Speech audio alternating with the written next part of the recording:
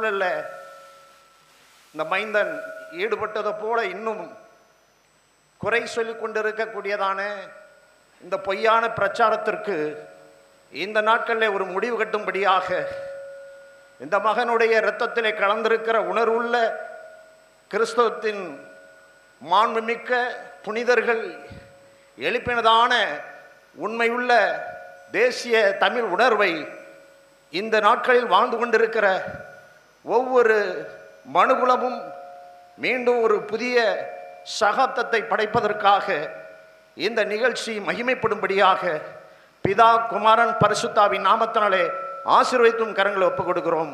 பொறுப்பெடுத்து கொண்டு சத்தியம் நீதி உண்மையை விளக்க பண்ண கர்த்தர் ஒவ்வொருவருக்கும் நல்ல இருதயத்தை தந்து செவி கொடுத்து உணர்வடைந்து உலகம் முழுவதும் இருக்கிற தமிழ் நெஞ்சங்களை மகிழப்படுத்த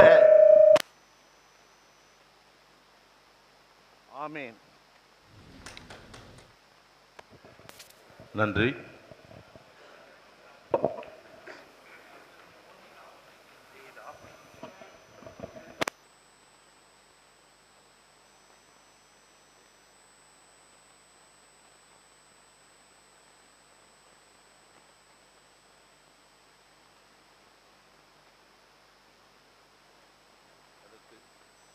அடுத்து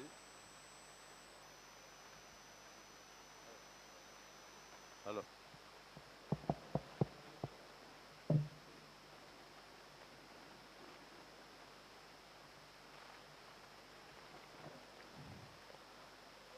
அடுத்து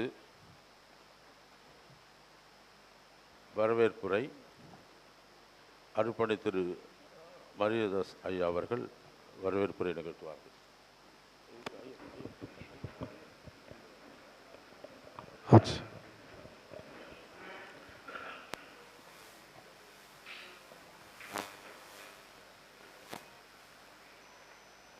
அனைவருக்கும் வணக்கத்தை தெரிவித்துக் கொள்கின்றேன். இந்த நாள் ஆண்டவர் படைத்த நாளிலே மிக புனிதமான நாள், ஆசீர்வதிக்கப்பட்ட நாள். அது மட்டுமல்ல, வரலாற்றில் பொன் எழுத்துக்களால் தூத்துக்குடி மாவட்டத்தில் பொறிக்கப்பட வேண்டிய ஒரு நாள். ஏனென்றால் நம்முடைய அண்ணன் தமிழ் தேசியத்தினுடைய ஒற்றை நம்பிக்கை அண்ணன் செந்தமிழன் சீமான் அவர்கள் இங்கே உரையாட வந்திருக்கின்றார்கள். இதுவரையில் அண்ணன் அவர்கள் பொதுக்கூட்டங்களில் பேசியிருப்பார்கள், செய்தியாளர்களை சந்தித்திருப்பார்கள். ஆனால் இங்கே மக்களோடு உரையாடுவதற்காக இங்கே வந்திருக்கின்றார்கள். இந்த நாளிலே தமிழ் தேசிய கிறித்தவர் இயக்கத்தினுடைய அழைப்பையும் சிறுபான்மை மக்கள் நல கட்சியினுடைய அழைப்பையும் ஏற்று அண்ணன் அவர்கள் இந்த நாளை ஒதுக்கி தந்திருக்கின்றார்கள். இது ஒரு அருமையான நாள். எனவே இந்த நாளிலே நம்மோடு உரையாட வந்திருக்கின்ற அன்பு அண்ணன், பெருமைமிகு அண்ணன், வருங்கால தமிழகத்தினுடைய முதலமைச்சர். நிச்சயமாக இது நடக்கும். நிச்சயமாக ஒரு நாள் நீங்கள் முதலமைச்சர் நாற்காலியில் உட்கார்வீர்கள். அதை ஆண்டவர் செய்து முடிப்பார், ஆண்டவர் செய்து முடிப்பார். எனவே இந்த நேரத்திலே அண்ணன் செந்தமிழன் சீமான் அவர்களை அன்போடு இந்த விழாவுக்கு வருக வருக என வரவேற்று மகிழ்கின்றேன். அடுத்தபடியாக இந்த நாளிலே இந்த நிகழ்வை நிகழ்ச்சியை செய்கின்ற பெருமைக்குரிய ஆயர் சாம் இயேசுதாஸ் அவர்களை அன்போடு வருக வருக என வரவேற்கின்றேன். அடுத்ததாக இங்கு இருக்கின்ற அருள் தந்தையர்கள், அருள் பணியாளர்கள், இரண்டு சபைகளையும் சேர்ந்தவர்கள், கத்தோலிக்க சபை மற்றும் சீர்திருத்த சபையார் என எல்லோரையும் எல்லா சபைகளையும் சேர்ந்த மத குருமார்கள், அருள் பணியாளர்கள், அருட் சகோதரிகள் இங்கே வந்திருக்கின்றார்கள். உண்மையிலேயே அது பெருமைக்குரிய விடயம். எனவே அனைவரையும் அன்பு வருக வருக என வரவேற்கின்றேன். அடுத்தபடியாக இந்த நாளிலே இங்கே உரையாட வந்திருக்கின்ற கிறித்தவர்கள், அன்பு மக்களே, அண்ணன் உங்களுடைய கேள்விகளுக்கு பதில் சொல்வதற்காகத்தான் இங்கே இருக்கின்றார். எனவே இங்கே அண்ணனோடு உரையாட வந்திருக்கின்ற அனைத்து கிறித்தவ நண்பர்கள், ஆண் பெண் என கிறித்தவ நண்பர்கள் இங்கே வந்திருக்கின்றீர்கள். எனவே உங்கள் அனைவரையும் அன்போடு வருக வருக என வரவேற்கின்றேன். அடுத்தபடியாக இங்கு வந்திருக்கின்ற அண்ணனோடு கூட சேர்ந்து வந்திருக்கின்ற நாம் தமிழர் கட்சியை சார்ந்த அன்பு தம்பிமார்கள், தங்கைமார்கள், ஐயாமார்கள், அக்காமார்கள் அனைவரையும் அன்போடு வருக வருக என வரவேற்கின்றேன். இங்கே சற்று முன்பாக இங்கே வந்த செய்தியாளர்கள் அனைவரையும் நல்ல செய்தியை அவர்கள் இந்த உலகத்துக்கு சொல்ல வேண்டும். இது ஒரு நற்செய்தி. இன்றைய நாளிலே நடப்பது என்பது ஒரு நற்செய்தி. எனவே இந்த நற்செய்தியை உலகத்திற்கு அறிவிக்க இங்கே வந்த செய்தியாளர்கள், வந்திருக்கின்ற செய்தியாளர்கள் அனைவரையும் அன்போடு வருக வருக என வரவேற்கின்றேன். அடுத்தபடியாக இங்கே இருக்கின்ற புகைப்பட கலைஞர்கள் மற்றும் வீடியோ எடுக்கின்ற கலைஞர்கள் அனைவரையும் அன்போடு வருக வருக என வரவேற்கின்றேன். இந்த நிகழ்வுக்கு நமக்கு உறுதுணையாக இருப்பவர்கள் SRM இந்த ஹோட்டல் நிறுவனத்தை சார்ந்த மேனேஜர் மற்றும் அவர்களுடைய ஊழியர்கள் அனைவரும் இங்கே வந்திருக்கின்றார்கள். எனவே அனைவரையும் வருக வருக என வரவேற்கின்றேன். அன்பு மக்களே, நான் ஏற்கனவே சொன்னேன், தொடக்கத்திலேயே சொன்னேன், இந்த நாள் ஆண்டவர் படைத்த நாளில் பெருமையான நாள், மகிழ்ச்சிகரமான நாள், ஆசீர்வதிக்கப்பட்ட நாள். நான் 20 ஆண்டுகளுக்கு முன்பாக சின்ன அரங்கத்திலே தமிழ் தேசியத்தை பேசி இருக்கிறோம். சின்ன அரங்கத்திலே ஒரு 40க்கு 40 சின்ன அரங்கத்திலே தமிழ் தேசியத்தை பேசி இருக்கிறோம். ஆனால் அந்த தமிழ் தேசியத்தை ஊருக்கு, உலகுக்கு, தெருக்களுக்கு, பட்டி தொட்டிகளுக்கெல்லாம் எடுத்து சென்றவர் நம்முடைய பெருமைமிகு அண்ணன் செந்தமிழன் சீமான் அவர்கள். எனவேதான் நான் சொல்கிறேன், இந்த ஒரு காரியத்துக்காவது, நீங்கள் இந்த அருமையான காரியத்தை செய்த இந்த ஒரு காரியத்துக்காவது நீங்கள் அரியணையில் அமர்வீர்கள், அரியணையில் அமர்வீர்கள் என்று வாழ்த்தி விடைபெறுகிறேன். நன்றி, வணக்கம்.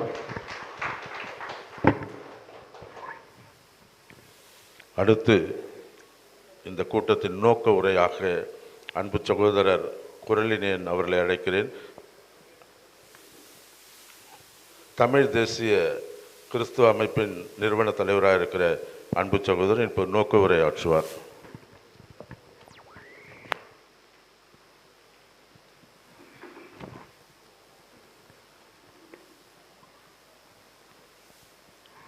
தாய் தமிழ் உறவுகளுக்கு வணக்கம்.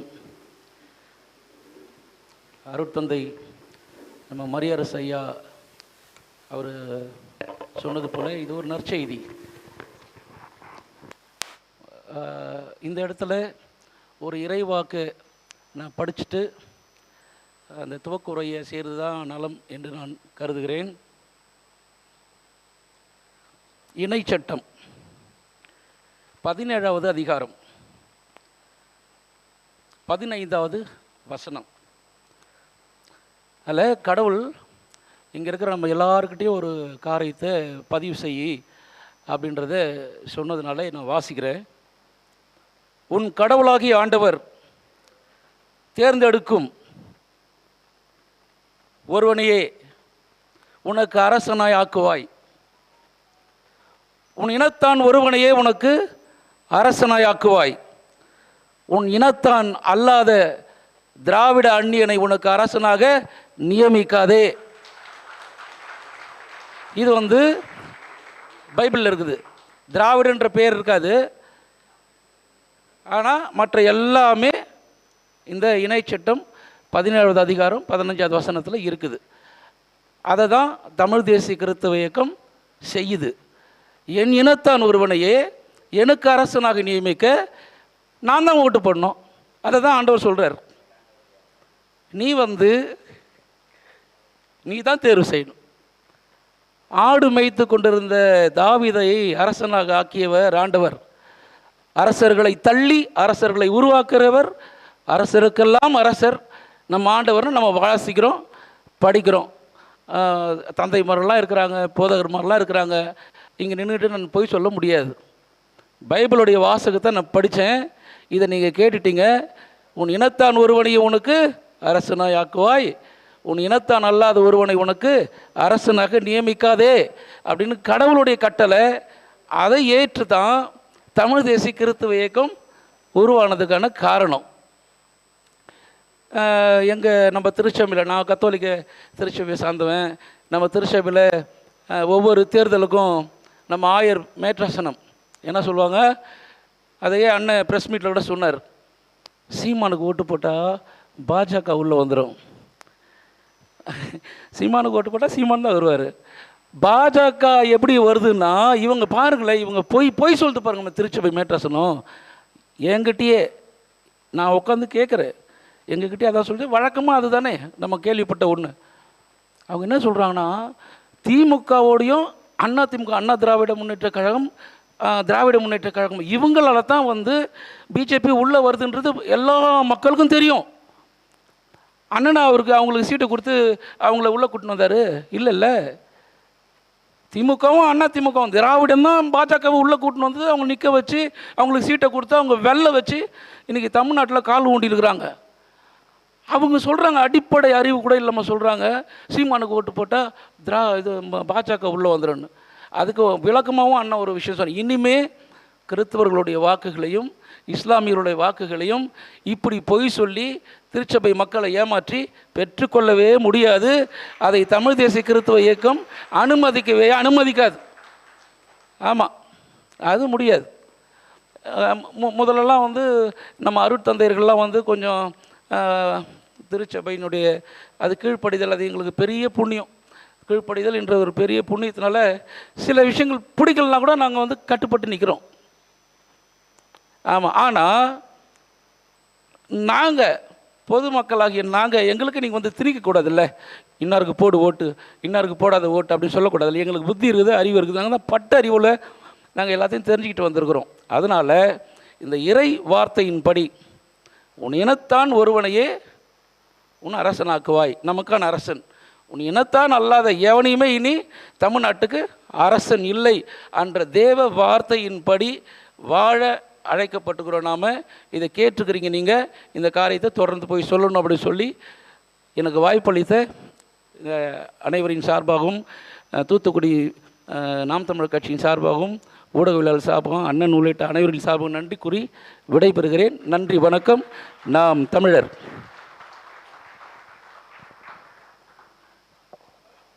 அடுத்து இந்த நிகழ்விலே அருமையான அருட்சகோதரி எழிலரசி அவர்கள் இப்பொழுது அவர் நூல் வெளியீட்டு விழா ஒரு நிமிடம் இருக்கிறது.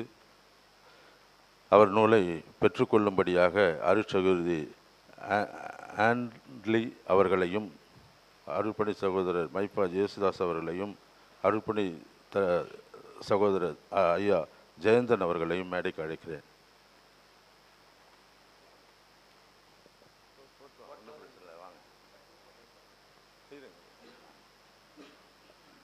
இப்பொழுது இந்த நூல் வெளியிடப்படுகிறது. மதங்களை தாண்டி என்ற இந்த நூலை அருமை அண்ணன் வெளியிட அன்பு அருட்சகோதரி அவர்கள் முதல் பிரதியை பெற்றுக்கொள்வார்கள்.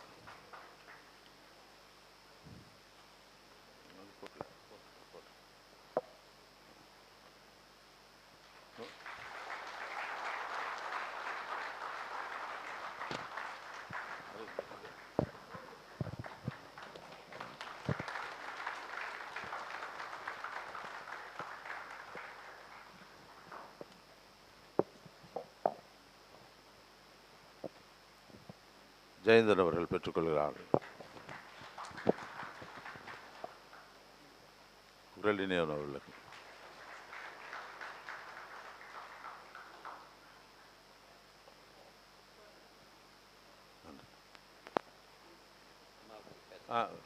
வாங்க இவங்க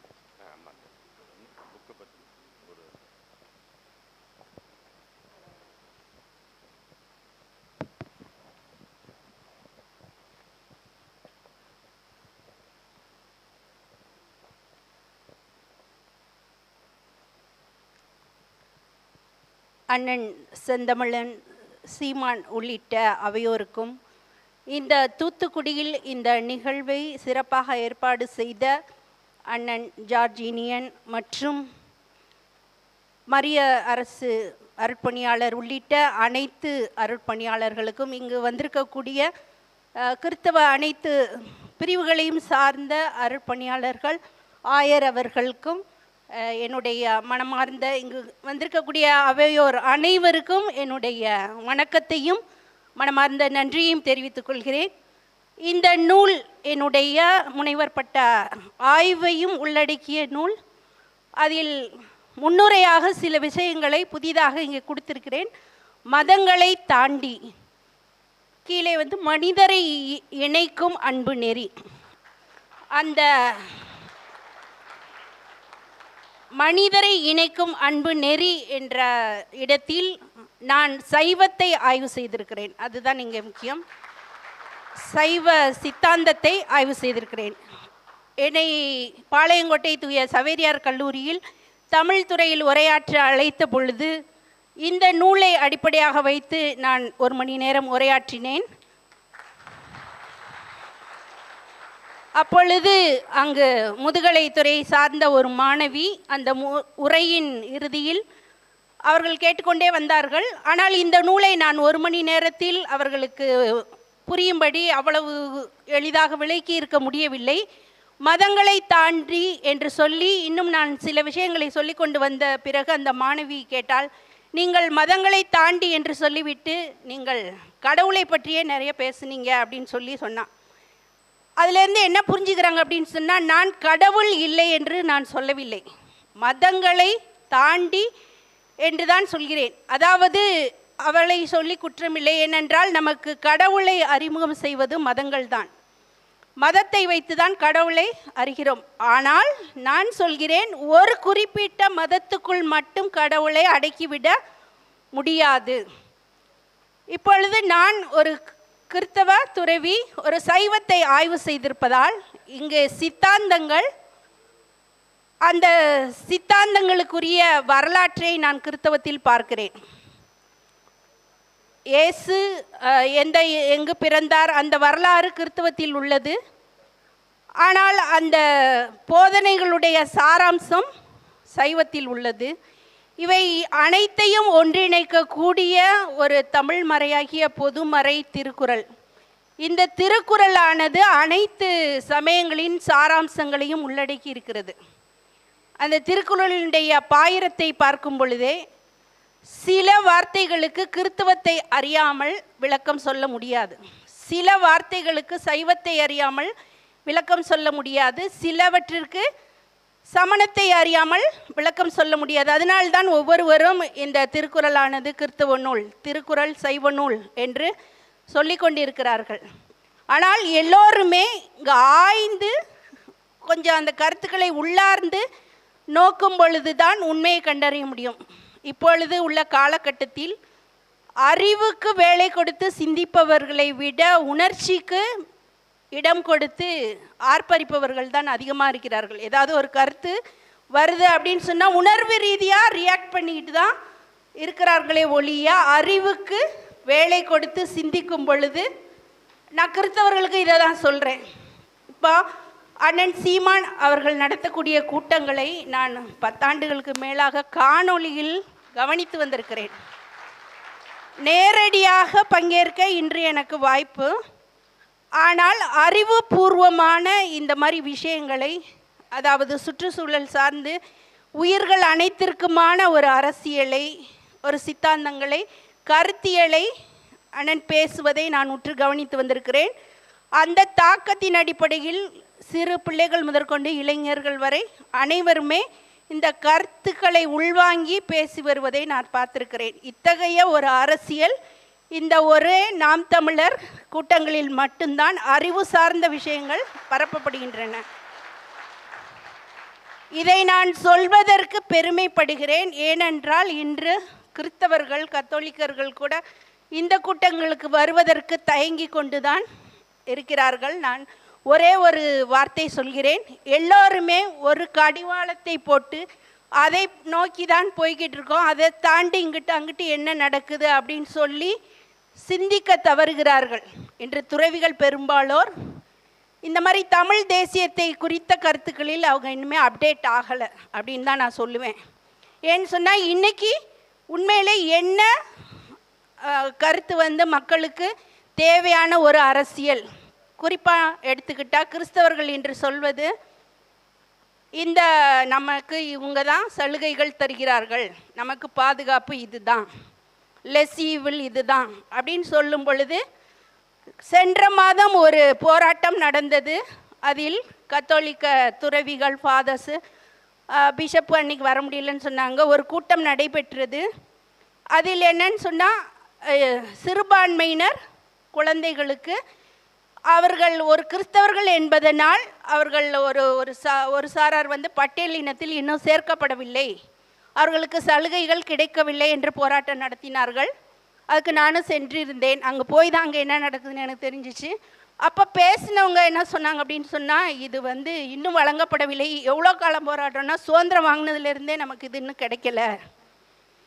அப்போ சுதந்திரம் வாங்கினதுலேருந்தே நமக்கு கிடைக்கலை என்று சொல்லி நாம் ஒரு சாராரை நம்பிக்கொண்டிருக்கிறோம். அது இருக்கட்டும். ஆனால் நான் கேட்கிறேன், சலுகைகளை விட இன்றைக்கு மக்களுக்கு மாணவிகளுக்கு தேவை உரிமைகள். நான் இன்னைக்கு ஒரு கல்வி நிறுவனத்தில் இருக்கிற துணை முதல்வராக கூட இருக்கிறேன். என்னிடம் மாணவிகள் வருகிறார்கள். கட்டணம் கட்ட முடியாத பொழுது கடைசி நேரத்தில் எக்ஸாம் நெருங்குது, கட்டணம் கட்டலை. எங்களுடைய நிறுவனத்தில் சிங்கிள் பேரண்ட், ஒரு தாய் அல்லது தந்தை மட்டும்தான் இருக்காங்க. அவங்களுக்கு கொஞ்சம் வறுமை நிலை என்று சொன்னால் கட்டண குறைப்பு செய்கிறோம். அந்த நேரத்தில் என்னை அணுகி வருபவர்களை எல்லாம் நான் பேசுவேன். எனக்கு சிங்கிள் பேரண்ட்டு ஒருத்தர் தான் இருக்காங்கன்னு சொல்லி வருவாங்க. சரி, தனியாக கூப்பிட்டு அவர்களை இன்னும் நான் விசாரிப்பேன். அம்மா மட்டும்தான் இருக்காங்க, அப்பா இல்லை. அப்பா என்ன ஆனாங்க, பிரிஞ்சிட்டாங்களா இல்லை இறந்துட்டாங்களா? இல்லை சிஸ்டர், எனக்கு அப்பா இருக்காங்க, அப்பா இருந்தும் எனக்கு பயன் இல்லை. ஏன்னா அப்பா குடிக்கிறாங்க, அவர்கள் குடித்ததனால் எங்களுக்கு எதுவும் செய்வதில்லை.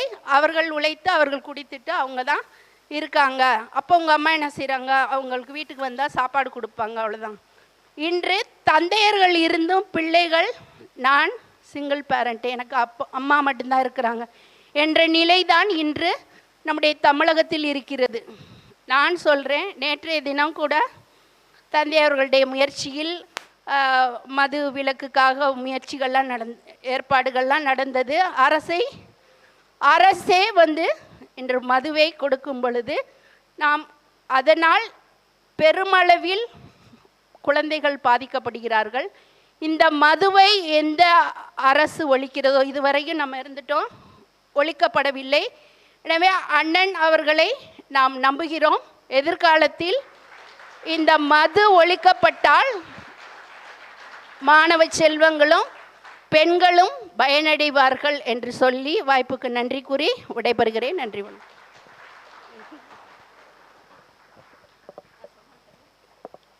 நன்றி அருள் சகோதரிக்கு நன்றி.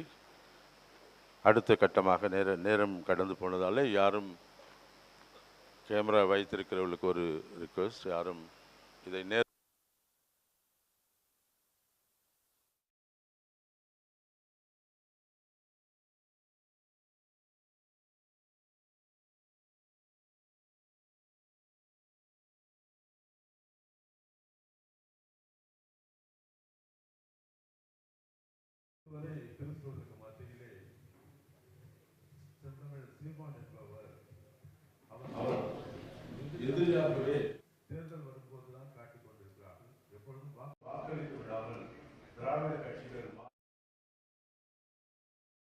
எவ்வளவுதான் வாக்களிக்க போகலாலும் கூட கிறிஸ்துவ மத தலைவர்கள், மக்கள் இல்லை, நான் மறுபடியும் மக்களை குற்றச்சாட்டவில்லை, கிறிஸ்தவ மத தலைவர்கள் தங்களுடைய சுயத்தையும் தங்களுடைய அமைப்புகள் தங்களுடைய நிறுவனங்களை பாதுகாத்துக் கொள்ள மக்களை அடமானம் வைத்து நாம் தமிழர் என்ற கட்சிக்கு விரோதமாய் வாக்களிக்க வைக்கிறார்கள் என்ற ஒரு குற்றச்சாட்டை உங்களுக்கு முன்பாக.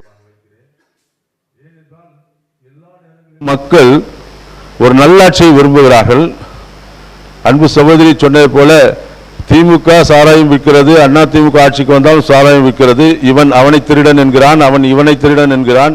இந்த இரண்டு திருடர்களுக்கே நாம் தொடர்ந்து வாக்கு செலுத்திக் கொண்டிருக்கிறோம். ஒரு நல்லவன் ஏன் ஆட்சிக்கு வரக்கூடாது என்று நாங்கள் சொன்னால் அதை திருச்சபை மக்கள் ஏற்றுக்கொண்டாலும் கூட தலைவர்கள் ஏற்க விட மாட்டேன்றார்கள்.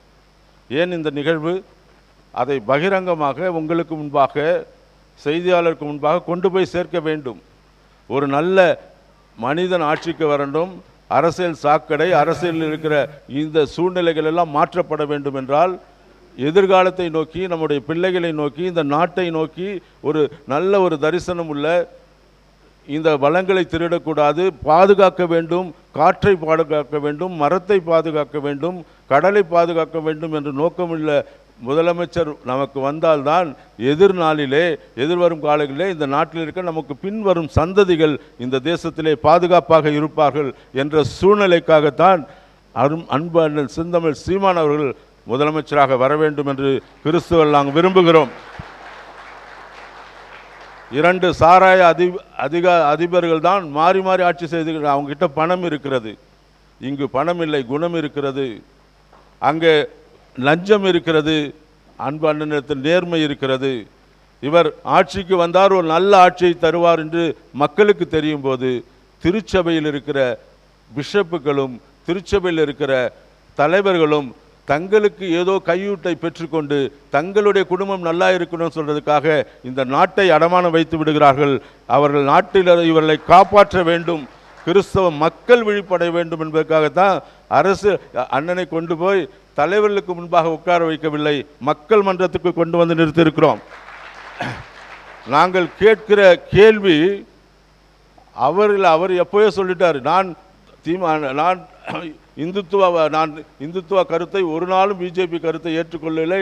பிஜேபி என்பது என்னுடைய இனத்தின் எதிரி மட்டும் இல்லை, குலத்தின் எதிரி என்று பல அறிக்கை செய்துட்டாரு. ஆனால் இன்னைக்கும் அவர் பிஜேபின்னு சொல்கிறான், மனசாட்சியே இல்லாத. அது அவர் பலமுறை சொல்லிட்டாரு. ரெண்டாவது, அவர் தீக்காவில் இருக்கும்போது கிறிஸ்துவ மதத்தை குறித்து தவறாய் பேசினேன் என்பது அவர் அறிக்கை செய்து பலமுறை மன்னிப்பு கேட்டார், பலமுறை சொல்லிட்டாரு, பல கூட்டங்களில் சொல்லிட்டாரு. ஆனால் இன்னும் அந்த துண்டு காணொலியை போட்டுட்டு திருச்சபையில் யாரோ மக்களை ஏமாற்றி கொண்டிருக்கிறார்கள். இந்த அநீதி எல்லாம் இதோடு முடிச்சிடணும். இந்த வருகிற தேர்தலிலே இப்படிப்பட்ட துண்டு காணொலிக்கு எந்த துண்டுகளும் அனுப்பக்கூடாது என்பதற்காகத்தான் அவரை மறுபடியும் மக்கள் முன்ன நிறுத்துகிறோம். என்ன கேட்க, அவர் என்ன தவறு செய்தார், என்ன ஏன் ஒரு இந்த ரெண்டு திருடனை ஒழிக்கணும் சொல்றது உங்களுக்கு பிடிக்கலையா? அவர் கேட்க போறார். அது அவருடைய இடத்துல இருக்க நியாயம், நம்ம இடத்துல இருக்க நியாயம். சீமான் எதில் கிறிஸ்தவர்களுக்கு பாதிப்பாக இருந்தார், அவர் எந்த ஆட்சி செய்துட்டார் இல்லை, வரும்போது தன்னுடைய கொள்கையை சொல்லுகிறார். அப்படி உங்களுக்குள்ளாக இருக்கிற சந்தேகங்களைத்தான் இந்த மன்றத்திலே அவர் பேச போகிறார். அதுதான் அவர் இதில் அவர் என்ன பைபிள் படிச்சிருக்காரு, அவர் பைபிள் நாலேஜ் இருக்கா, அதெல்லாம் நம்ம கேள்வி இல்லை. நிறைய கேள்வி. அவர் எந்த மதத்தை சார்ந்தவர் கிடையாது, எந்த ஜாதியை கிடையாது, அவர் எல்லாருக்குமான மனிதர் என்று எல்லா இடத்துலையும் சொல்லிட்டார். அதில் எந்த மாற்றமும் கிடையாது. அவரை மதம் பிரித்தோ ஜாதி பிரித்தோ ஒருவனும் இங்கு பார்க்கக்கூடாது. அவருடைய குணம், அவருடைய நேச்சர், அதைத்தான் பேசணும். அதற்காகத்தான் இந்த கூட்டம் இங்கு வைக்கப்பட்டிருக்கிறது. எங்கள் நோக்கம் இங்கே வரும்போது இன்னைக்கு பிரச்சனை என்னென்னா, அருட்தந்தை இவருடைய நம்ம கத்தோலிக்க திருச்சபையின் தலைவரோடு ஒரு அரசியல்வாதி படத்தை போட்டாங்கன்னு ஒரு சலசலப்பு சொல்கிறான். இங்கே அவர் கூட போட்ட இன்னைக்கு நமக்கு மைனாரிட்டி சேர்மனாக ஒருத்தர் இருக்கார், எத்தனை பேருக்கு தெரியுதில்லை, அவர் ஒரு ஃபாதர் தான், ஜோ அருண். அவருக்கு அந்த பதவி எப்படி தெரியுமில்ல கிடைச்சிச்சு? அவர் நம்ம முதலமைச்சருடைய அந்த அவருடைய பிறந்தநாள் விழாவில் உட்கார்ந்துருக்கும்போது அவர் பேசுகிறார் இப்படி, இந்த மாதிரி மைக்கை எடுத்துட்டு, இயேசு கிறிஸ்து நேராக பூமியிலே பிறக்க முடியாததால் ஸ்டாலினாக பிறந்து விட்டார். ஏங்க அதோட கேவலமா இது? நான் கேட்குறேன். அதையும் கேட்டு முட்டாள் 10 பேர் உட்காந்துருக்க மந்திரி எல்லாரும் அத்தனை பிஷப்பு முன்னால் தானே உட்காந்துருந்த, ஏன் அது எவனும் எதுக்கலை? ஏண்டா ஒரு கடவுளையே ஒரு மனுஷனோட ஒப்பிடுற? நாங்கள் ஒரு ஃபோட்டோ தான் போட்டிருக்கோம், அதுக்கு உனக்கு அவ்வளோ கோவம் வருது? அதில் ஒரு சலசலப்பு. நான் சொல்கிறேன், இதுக்கெல்லாம் நாங்கள் பதில் சொல்லோம். நான் சொல்கிறேன், அவர் தான் எங்களுக்கு ஃபோன் பண்ணி சொன்னார், வேணா அவர்கிட்ட ஃபோன் பண்ணி கேட்டுக்கோ, அவர் தான் போட சொன்னார். எப்படி பேச எங்களுக்கு தெரியும். ஆனால் நீதியாக ஒரு நீதி அண்ணன் எல்லாத்துலேயுமே சொல்லியிருக்காரு, நீங்கள் எங்களை பின்பற்றுவதாலே நீங்கள் எல்லாத்துலேயும் சமாதானமாக சரியாக செய்யணும்னு. அதில் அமைதியோடும் நீதியோடும் நாம் இந்த நிகழ்வை நடத்துவோம். முதலாவது கேள்வியாக அருட்தந்தை அவர்கள் முதல் கேள்வியை அவர் கேட்பார். அண்ணன் அவர்களுக்கு வணக்கம். அண்ணா, நான் ஒரு கத்தோலிக்க குருவானவர். நான் தமிழ் தேசியத்தை மறந்துருங்க. நான் தமிழ் தேசிய சிந்தனைவாதி. தமிழ் தேசியத்தில் என் ரத்தத்தில் ஓடிட்டு இருக்குது, அதை மறந்துருங்க. ஆனால் நான் ஒரு கத்தோலிக்க குருவானவர், ஒரு கத்தோலிக்க நிறுவனத்தினுடைய தாளாளர் அப்படிங்கிற முறையில் உங்ககிட்ட இந்த கேள்வி கேட்குறேன். ஏன்னா நிறைய பேர் என்கிட்ட கேட்டாங்க, எப்படி இது பிற்காலத்தில் எப்படி நடக்கும் அப்படின்னு சொல்லி. எப்படின்னா, இப்போ நான் ஒரு பள்ளிக்கூடத்தில் இருக்கிறேன். ஏற்கனவே ஆங்கில மோகத்தினால எங்களுடைய பள்ளிக்கூடங்களில் படிக்கிற பிள்ளைகள் எல்லாம் என்ன செய்கிறாங்க, ஆங்கில வழி கல்வியை நோக்கி போயிட்டு இருக்கிறாங்க. இப்போ தமிழ் வழி கல்வியில் குறைஞ்சிக்கிட்டே இருக்குது. இந்த சூழ்நிலையில் எங்கள் ஆசிரியர்களுடைய பாதுகாப்பு, இப்போ ஆசிரியர்கள் ஒரு ஆசிரியர் 60 பிள்ளைகளுக்கு மாற்றணும்னு சொல்லி அங்கே முதல்ல வச்சுருந்தாங்க. அதுக்கப்புறம் ஒரு ஆசிரியர் 20 மாற்றினாங்க. இப்போ ஒரு ஆசிரியர் 40 குழந்தைகளுக்கு அப்படின்னு சொல்லி வச்சுருக்கேன். இப்படி சொல்கிறதுனால என்னுடைய பள்ளிக்கூடத்திலேயே 20 ஆசிரியர்கள் இருந்த இடத்துல நான் 5 பேரை அரசாங்க பள்ளிக்கூடத்துக்கு கொடுத்துருக்குறேன். டெபுடேஷன் அப்படிங்கிற முறையில் அரசாங்க பள்ளிக்கூடத்துக்கு கொடுத்து 15 பேர் தான் இருக்கிறாங்க. இதுலேயும் குறைஞ்சிக்கிட்டே போகுது. அப்படின்னா ஆசிரியர்களுடைய கேள்வி அல்லது தாளாளர்களுடைய கேள்வி, நீங்கள் கண்டிப்பாக ஆட்சிக்கு வருவீங்க, அதில் மாற்று கருத்து இல்லை, சரிதானா? அப்படி ஆட்சிக்கு வருகின்ற பொழுது இந்த கல்வி நிறுவனங்களை காப்பாற்றுவதற்கு நீங்கள் இப்போ காப்பாற்றலை அப்படின்னா கல்வி நிறுவனங்கள் ஓஞ்சுதுன்னா தனியார்கிட்ட போய் சேர்ந்துரும். அப்போ இந்த கல்வி நிறுவனங்களை காப்பாற்றுவதற்கு நீங்கள் எடுக்கிற முயற்சி என்ன? இதை நீங்கள் இங்கே சொல்லுகின்ற பொழுது எல்லாரும் கேட்பாங்க, எல்லாரும் இது பண்ணுவாங்க, எங்கள் ஆயர் கூட கேட்பாங்க.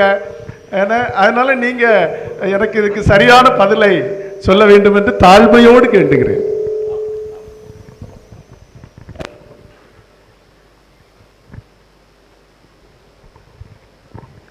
மதிப்புமிக்க ஆயர் பெருந்தகை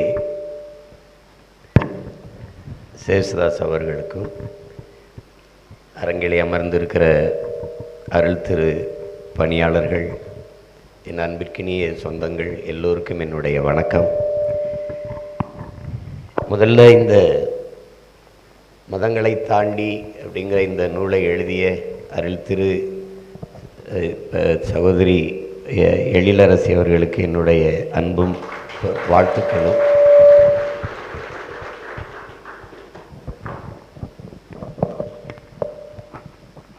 அவங்க சொன்னதில் ஒரு கல்லூரியில் ஒரு பெண் கேட்டுச்சு, நீங்கள் கடவுளையே பேசிக்கிறீங்க, நான் மதத்தை சொல்கிறீங்க. நான் எந்த கடவுளும் மதத்தை கற்பிக்கலை போதிக்கலைங்கிறத நம்ம புரிஞ்சுக்கணும். எந்த இறையும் ஒரு மதத்தை உருவாக்கலை, அது கற்பித்ததெல்லாம் அன்பை மட்டும்தான். அதுக்கு பின்னாடி நம்ம உருவாக்கிக்கிட்டோம். இந்த கோட்பாட்டை ஏற்றது இவங்க, இந்த கோட்பாட்டை ஏற்றது இவங்கன்னு. அது ஆயற்ற கூட நான் சொல்லிகிட்டு இருந்தேன். அரிசி ஒன்று தான், ஆனால் ஒன்று தயிர் சோறாகுது, ஒன்று எலுமிச்சம் சோறாகுது, ஒன்று புளிச்சோறாகுது, ஒன்று பிரியாணி ஆகுது, ஒன்று சாம்பார் சோறாகுது. அவரவர் விருப்பத்துக்கு நம்ம எடுத்துக்கிட்டோம். ஆனால் அரிசி ஒன்று தான். அந்த அரிசியின் நோக்கம் என்ன? பசி போக்குவது. அது மாதிரி இறையின் நோக்கம் என்ன? அன்பை விதைப்பது. அதை தான் நம்முடைய அருட் சகோதரி அவர்கள் இந்த நூலாக தந்திருக்காங்க. எப்படி பார்த்தாலும் உலகத்தில் எல்லாவற்றையும் விட புனிதமானது மனிதம்தான். அந்த மனிதம் எதில் பிறக்குதுன்னா பேரன்பில் தான். அது இறைமகன் இயேசுவே தன்னை போல் பிறரையும் நேசிப்பாயாக ஆமேன் தான் நமக்கு கற்பிக்கிறார். அது மாதிரி அது வந்துடுச்சுன்னா இங்கே ஒரு பிரச்சனையும் இந்த பூமியில் இருந்திருக்காது. அவர்களுக்கு நம்ம வாழ்த்துக்களை தெரிவிப்போம். அதோடு நின்று விடாமல் எல்லோரும் இதை வாங்கி வாசிப்போம். அதான் ரொம்ப முக்கியமானது. இப்போ என்னுடைய அன்பிற்கினியவர் கேட்ட கேள்விக்கு வரேன். ஒன்றை நாம் புரிஞ்சுக்கணும், நம்மக்கிட்ட இருக்கிறது இப்போது கல்வி இல்லை. அதை நீங்கள் நல்லா விளங்கணும். என்ன இப்படி சொல்கிறேன் அப்படின்னு, கல்வியின் பயன் அறிவை, ஒழுக்கத்தை, நன்னெறியை போதிக்கணும். அது நம்மகிட்ட இல்லை. அது இப்போ நம்மக்கிட்ட இல்லை. நாங்கள்லாம் படிக்கும்போது நீதி போதனை, மாரல் இன்ஸ்ட்ரக்ஷன் ஒரு வகுப்பாவது இருந்தது. இப்போ அதுவும் இல்லை. அதுவும் இல்லை. இப்போ எப்படி இருக்குது அப்படின்னா, நம்மளுடைய கல்வி முறை எப்படி இருக்குது அப்படின்னா, இந்த கல்வியை, இந்த பாடங்களை படித்தால் இந்த வேலைக்கு செல்லலாம், இவ்வளவு சம்பாதிக்கலாம், இதுதான் நமக்கு கற்பிக்கப்படுது. அதனால் அறிவை வளர்க்கும் கருவறைகள் வர்த்தக அறையாக மாறி இருக்குது. இவ்வளவு பணம் கட்டி போனால் இதை படிக்கலாம், இதை படித்து வெளியில் வந்தால் இந்த வேலைக்கு போகலாம், இவ்வளவு பொருள் ஈட்டலாம். இதுதான் இங்கே இருக்கிற முறை. அதுவும் இன்றைக்கி இருக்கிற கல்வியில் இந்த ஐடி படிக்கிறேன், சாஃப்ட்வேர் படிக்கிறேன் அப்படின்லாம், அது எப்படின்னா முதலாளி எங்கே இருப்பான், அமெரிக்காவிலேயோ பிரிட்டன்லேயோ எங்கேயோ இருப்பான். அவனுக்கு போய் கீழே ஒரு வேலை செய்கிற முறை தான் என்ன இருக்குது. இது ஒரு வேலையால் வேலை தான் நம்மகிட்ட இருக்குது. அதுக்கான கல்வி தான் நம்மகிட்ட இருக்குது. இந்த முறையவே முதல்ல மாற்றணும். நாம் என்ன சொல்கிறோன்னா, அவங்க கேட்குறது இல்லை. எந்த ஒரு சமூகம், எந்த ஒரு நாடு ஆசிரியருக்கு அதிக முக்கியத்துவத்தை கொடுக்குதோ அந்த நாடு அறிவார்ந்த சமூகமாக வளருது என்று பொருள். ஃபின்லாந்தில்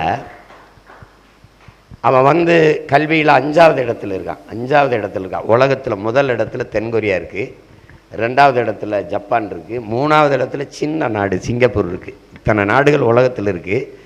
கல்வியிலே சிறந்த இடத்துல 3வது இடத்துல சிங்கப்பூர் இருக்குது, 4வது ஹாங்காங், 5வது இந்த ஃபின்லாந்து.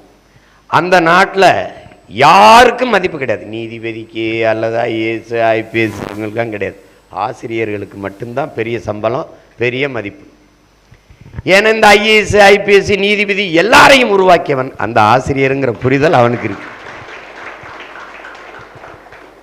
நம்மை பெற்ற தாய்மார்கள், தாய் 10 மாதம்தான் நம்மளை உயிர் கருவறையில் சுமக்கிறார். ஆனால் ஆசிரியர் பெருமக்கள் 18-20 ஆண்டுகள் அறிவு கருவறையில் வச்சு சுமக்கிறார்கள். அப்போ பெற்றோர் தாயையும் விட மேலானவர்கள் அறிவு புகட்டுகிற ஆசிரியர் பெருமக்கள். என் அன்பிற்குரிய சொந்தங்களே, அதில் அலெக்சாண்டருடைய தந்தை பிலிப்ஸ் அவர்கள் மன்னர் எல்லா சொத்துக்களையும் செல்வங்களையும் பிரித்து பிரித்து நாட்டு குடிகளுக்கு கொடுத்துக்கிட்டே வர்றான். மக்களில் ஒருத்தர் எந்திரிச்சு கேட்குறான், என்ன மன்னரே, நீங்கள் உங்களுடைய சொத்துக்களை எல்லாம் எல்லோருக்கும் பிரித்து கொடுக்குறீங்களே, உங்களுக்கு என்ன இருக்குது? எனக்கு எதுவுமே தேவையில்லை. ஏன்னா என் மகன் அலெக்ஸுக்கு என்னுடைய ஆசிரியன் அரிஸ்டாட்டில் பாடம் நடத்துறேன்னு சொல்லிட்டான், அவன் கல்வி புகட்டுறேன்னு சொல்லிட்டான், அதை விட எனக்கு பெரிய செல்வம் உலகத்தில் இல்லைன்ட்டான். அந்த மாதிரி அறிவை புகட்டுகிற ஆசிரியர் பெருமக்கள் போற்றப்படுகிற ஒரு ஆட்சியை அமைப்பதுதான் உண்மையிலேயே தமிழ் தேசிய அரசியலின் ஆட்சி. அதை நீங்கள் விளங்கணும். நம்ம என்ன செய்வோம் அப்படின்னு அவங்க சொல்கிறாங்க, இந்த கல்வி முறையவே மாற்றுறோம். முதல்ல கல்வி சந்தை பொருளாக மாற்றப்பட்டுருச்சு. இங்கே எல்லாமே அறிவை வளர்க்கும் கல்வி, உயிரை காக்கும் மருத்துவம் எல்லாமே சந்தை பொருளாக மாற்றி தனியார் முதலாளிகளுக்கு தாரை வார்த்து கொடுக்கப்பட்டுருச்சு. அரசு பள்ளிக்கூடம் நடத்துது, அரசு கல்லூரி நடத்துது. அதனால் அரசு நடத்துகிற பள்ளியில் வேலை பார்க்குற ஆசிரியர் பெருமக்களின் பிள்ளையாவது படிக்கிறாங்களான்னா இல்லை. அரசை நடத்துகிற சட்டமன்ற உறுப்பினர்கள், மாமன்ற உறுப்பினர்கள், பாராளுமன்ற உறுப்பினர்கள், அமைச்சர் பெருமக்கள், முதலமைச்சர், இவர்கள் யாருடைய பிள்ளைகளும் அரசு பள்ளி கல்லூரிகளில் படிப்பதில்லை. காரணம், தரமாக இல்லை. அரசை நடத்துகிற அந்த அமைச்சர் பெருமக்கள் அல்லது முதல்வர் யாருக்காவது உடல்நிலை சரியில்லை என்றால் அரசு மருத்துவமனையில் படுத்து மருத்துவம் செய்து கொள்வது இல்லை. அப்பலோ அல்லது காவேரி, எம்ஜி ராமச்சந்திரா இது மாதிரி தனியார் மருத்துவமனைக்குத்தான் போவார்கள். இங்கு மட்டும் இல்லை, நாடெங்கிலும். காரணம், அரசு நடத்துகிற மருத்துவமனை தரமா இல்லை. ஆனால் மருத்துவமனைக்காக இருக்கு, மருத்துவர் இருக்காங்களா இருக்காங்க, மருத்துவர்கள் தரமானவர்களா தரமானவர்கள், அரசு பள்ளியின் ஆசிரியர்கள் தரமானவர்களா தரமானவர்கள். அப்போ எங்கே தரம் கெட்டு போகுது? அங்கே கல்வியில் தரம் உயர்த்தப்படலை, அது நோக்கம் இல்லை. நாம் வரும்போது இந்த அடிப்படையை மொத்தமாக மாற்றுறோம். கேட்க கஷ்டமாக இருக்கும். எல்கேஜி யூகேஜி எடுத்துகிறோம். அவங்க சொல்கிற மாதிரி நாம் வரும்போது தமிழ் பயிற்று மொழி, ஆங்கிலம் கட்டாய பாடமொழி. அப்படி தான் இருந்துச்சு. ஐயா எம்ஜிஆர் அவர்கள் வந்து தான் இதை ஆங்கிலத்தை பயிற்று மொழியாக மாற்றிட்டாங்க. என் நாட்டு அறிவியலை, என் நாட்டு புவியியலை, என் வரலாறை, என் வேளாண்மையை எதற்காக நான் ஆங்கிலத்தில் படிக்க வேண்டும் என்ற கேள்வி எழுப்பினால் உங்களிடத்தில் பதில் இருக்குதா? ஆங்கிலம் அறிவு என்றால் அடுத்தவன் மொழி எனக்கு எப்படி அறிவாகும்? அது லாங்குவேஜ், நாட்ட நாலேஜுங்கிற புரிதல் நமக்கு வரணும். ஏன்னா பிரிட்டனில் பள்ளிக்கூடம் போகாதவங்க கூட நல்லா இங்கிலீஷ் பேசுவான், ஏன்னா அவன் தாய்மொழி. அதை புரிஞ்சுக்கணும். நம்முடைய அதாவது அண்ணல் காந்தியடிகள் சொல்கிறார்கள், தாய்மொழி கல்வி என்பது தாய்ப்பால் போன்றது. குழந்தைக்கு தாய்ப்பால் எவ்வளவு முக்கியமோ அவ்வளவு முக்கியம் தாய்மொழி கல்வின்னு.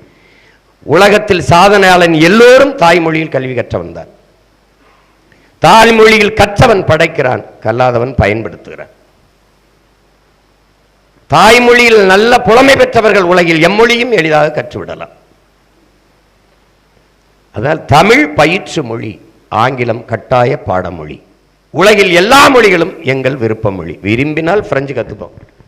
பிரான்ஸுக்கு போகணும், பிரெஞ்சு படிக்கணும்னா கற்றுக்கலாம். சுவர்கள் எல்லாம் எழுதி வைக்கப்பட்டிருக்கு, 6 மாதத்தில் அழகாக ஆங்கிலம் பேச கற்றுக்கொள்ளலாம் என்று. 6 மாதத்தில் கற்றுக்கொள்ளக்கூடிய ஒரு மொழியை வாழ்நாள் முழுக்க எதற்கு படித்து கொண்டிருக்க வேண்டும் என்பதுதான் நம்முடைய கேள்வி. அப்போது இந்த முறையை மாற்றிட்டு எல்கேஜி யூகேஜி இதெல்லாம் எடுத்துட்டு அரும்பு, மொட்டு, மலர் என்று 3 வகுப்புகளை கொண்டு வரோம். முதலில் இருக்கிற தென்கொரியா 8 வயதில் பிள்ளைகளை பள்ளிக்கு சேர்க்குது. நாம் 6 வயதில் சேர்க்குறோம். அந்த அரும்பு, மொட்டு, மலர் அதில் 3 வயதில் அரும்பில் சேர்த்தோம்னா 3 வகுப்புலையும் பிள்ளைகள் எந்த பாடத்தையும் படிக்கக்கூடாது. ஆசிரியரும் பெற்றோரும் பிள்ளைகளை படிக்கணும். 6ஆம் வகுப்பில் ஒன்றாப்பு சேரும்போது என் பிள்ளைகளுக்கு எது விருப்பங்கிறத தனி சான்றிதழ் தரணும். என் பிள்ளைக்கு பாடுவதில் விருப்பம், ஆடுவதில் விருப்பம், ஓடுவதில் விருப்பம், அவனுக்கு அறிவியலில் நாட்டம் இருக்குது, அவனுக்கு இந்த துறையில் இசையில் நாட்டம் இருக்குது, இதை அவர்கள் சான்றிதழாக தர வேண்டும். அப்போது அவனுக்கு சிறப்பு கல்வி, தனித்திறன் ஆற்றல். விவேகானந்தர் என்ன கற்பிக்கிறார் என்றால், ஒவ்வொரு மனிதனுக்குள்ளும் தனித்த பேராற்றல் மறைந்திருக்கிறது, அதை கண்டுணர்ந்து வெளிக்கொணர்வதற்கு பெயர்தான் கல்விங்கிறது.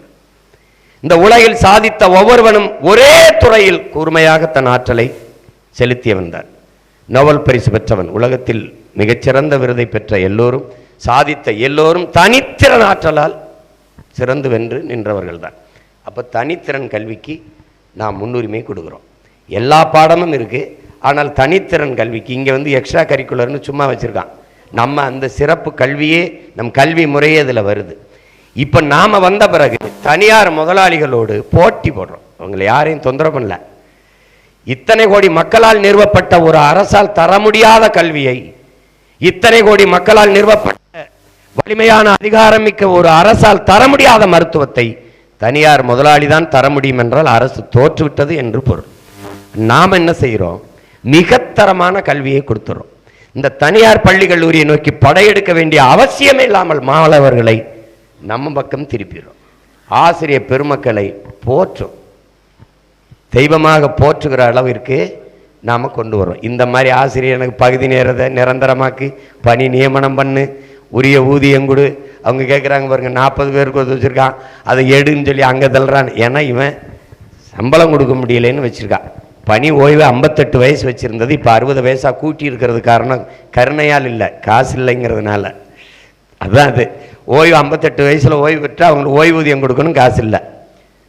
ஆனால் 10 லட்சம் கோடி கடன் பெற்றிருக்குது இந்த நாடு. இந்த கேள்வி ரொம்ப முக்கியமானது. 10 லட்சம் கோடி கடன் பெற்று, ஆனால் ஆசிரியர்களுக்கு சம்பளம் கொடுக்க காசு இல்லைங்கிறது. கேட்ட மத்திய அரசு எனக்கு தரலைங்குது. 10 லட்சம் கோடி கடனை பெற்றிருக்கிற நமது அரசு இவ்வளவு பணத்தை வச்சு நிறைவேற்றிய ஒரு நலத்திட்டம் யாராவது சொல்லுங்க. சிறந்த கல்வியை என் மக்களுக்கு கொடுத்துருக்கேன், நல்ல மருத்துவத்தை கொடுத்துட்டேன், தூய குடிநீரை நான் விநியோகிக்கிறேன், தடையற்ற மின்சாரம் கொடுத்துட்டேன், பயணிக்க சிறந்த பாதையை போட்டு கொடுத்துட்டேன். அப்படி ஏதாவது சாதிச்சிருக்கா பாருங்க.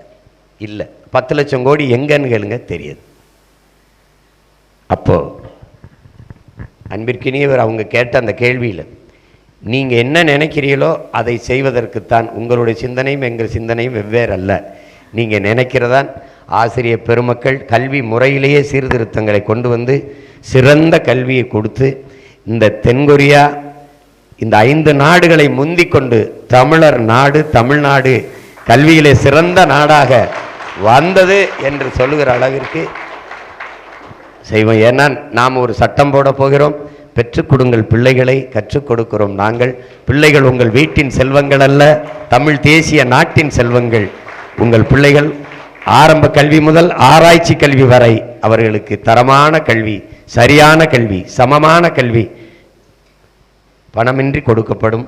1 ரூபாய் மருத்துவத்திலிருந்து 1 கோடி மருத்துவமானாலும் என் பெற்றோர்களுக்கு அவர் தாய் உன் தாய் அல்ல, தேசத்தின் தாய், தந்தை உன் தந்தை இல்லை, தமிழ் தேசத்தின் தந்தை என்று அன்பு கொண்டு அருமையான மருத்துவத்தை கொடுத்து பாதுகாக்கும். இது உறுதியாக நாம் செய்வோம். நீங்க நம்புங்க. இறைமகன் இயேசு மேல ஆணையா சொல்றேன், நம்புங்க, செஞ்சிருவோம்.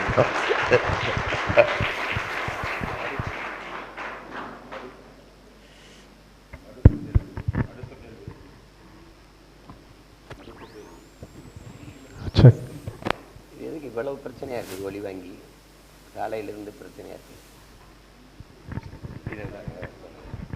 அடுத்த கேள்வி அருட்சகோதரி ரோஸ்லின் அவர்கள் ஒரு கேள்வியை இப்பொழுது கேட்பார். அண்ணன் சீமான் அவர்களே, இன்றைய காலகட்டத்தில் கன்னியாகுமரி மாவட்டத்தில் பல திருச்சபைகள் மூடப்பட்டு கொண்டிருக்கின்றன. அதை குறித்து உங்களது கருத்து என்ன அப்படிங்கிறத எங்களுக்கு தெளிவுபடுத்தணும். இல்லை, மூடப்படுவதற்கு காரணம் என்ன? அவங்க என்ன காரணம் சொல்லி மூடுறாங்க?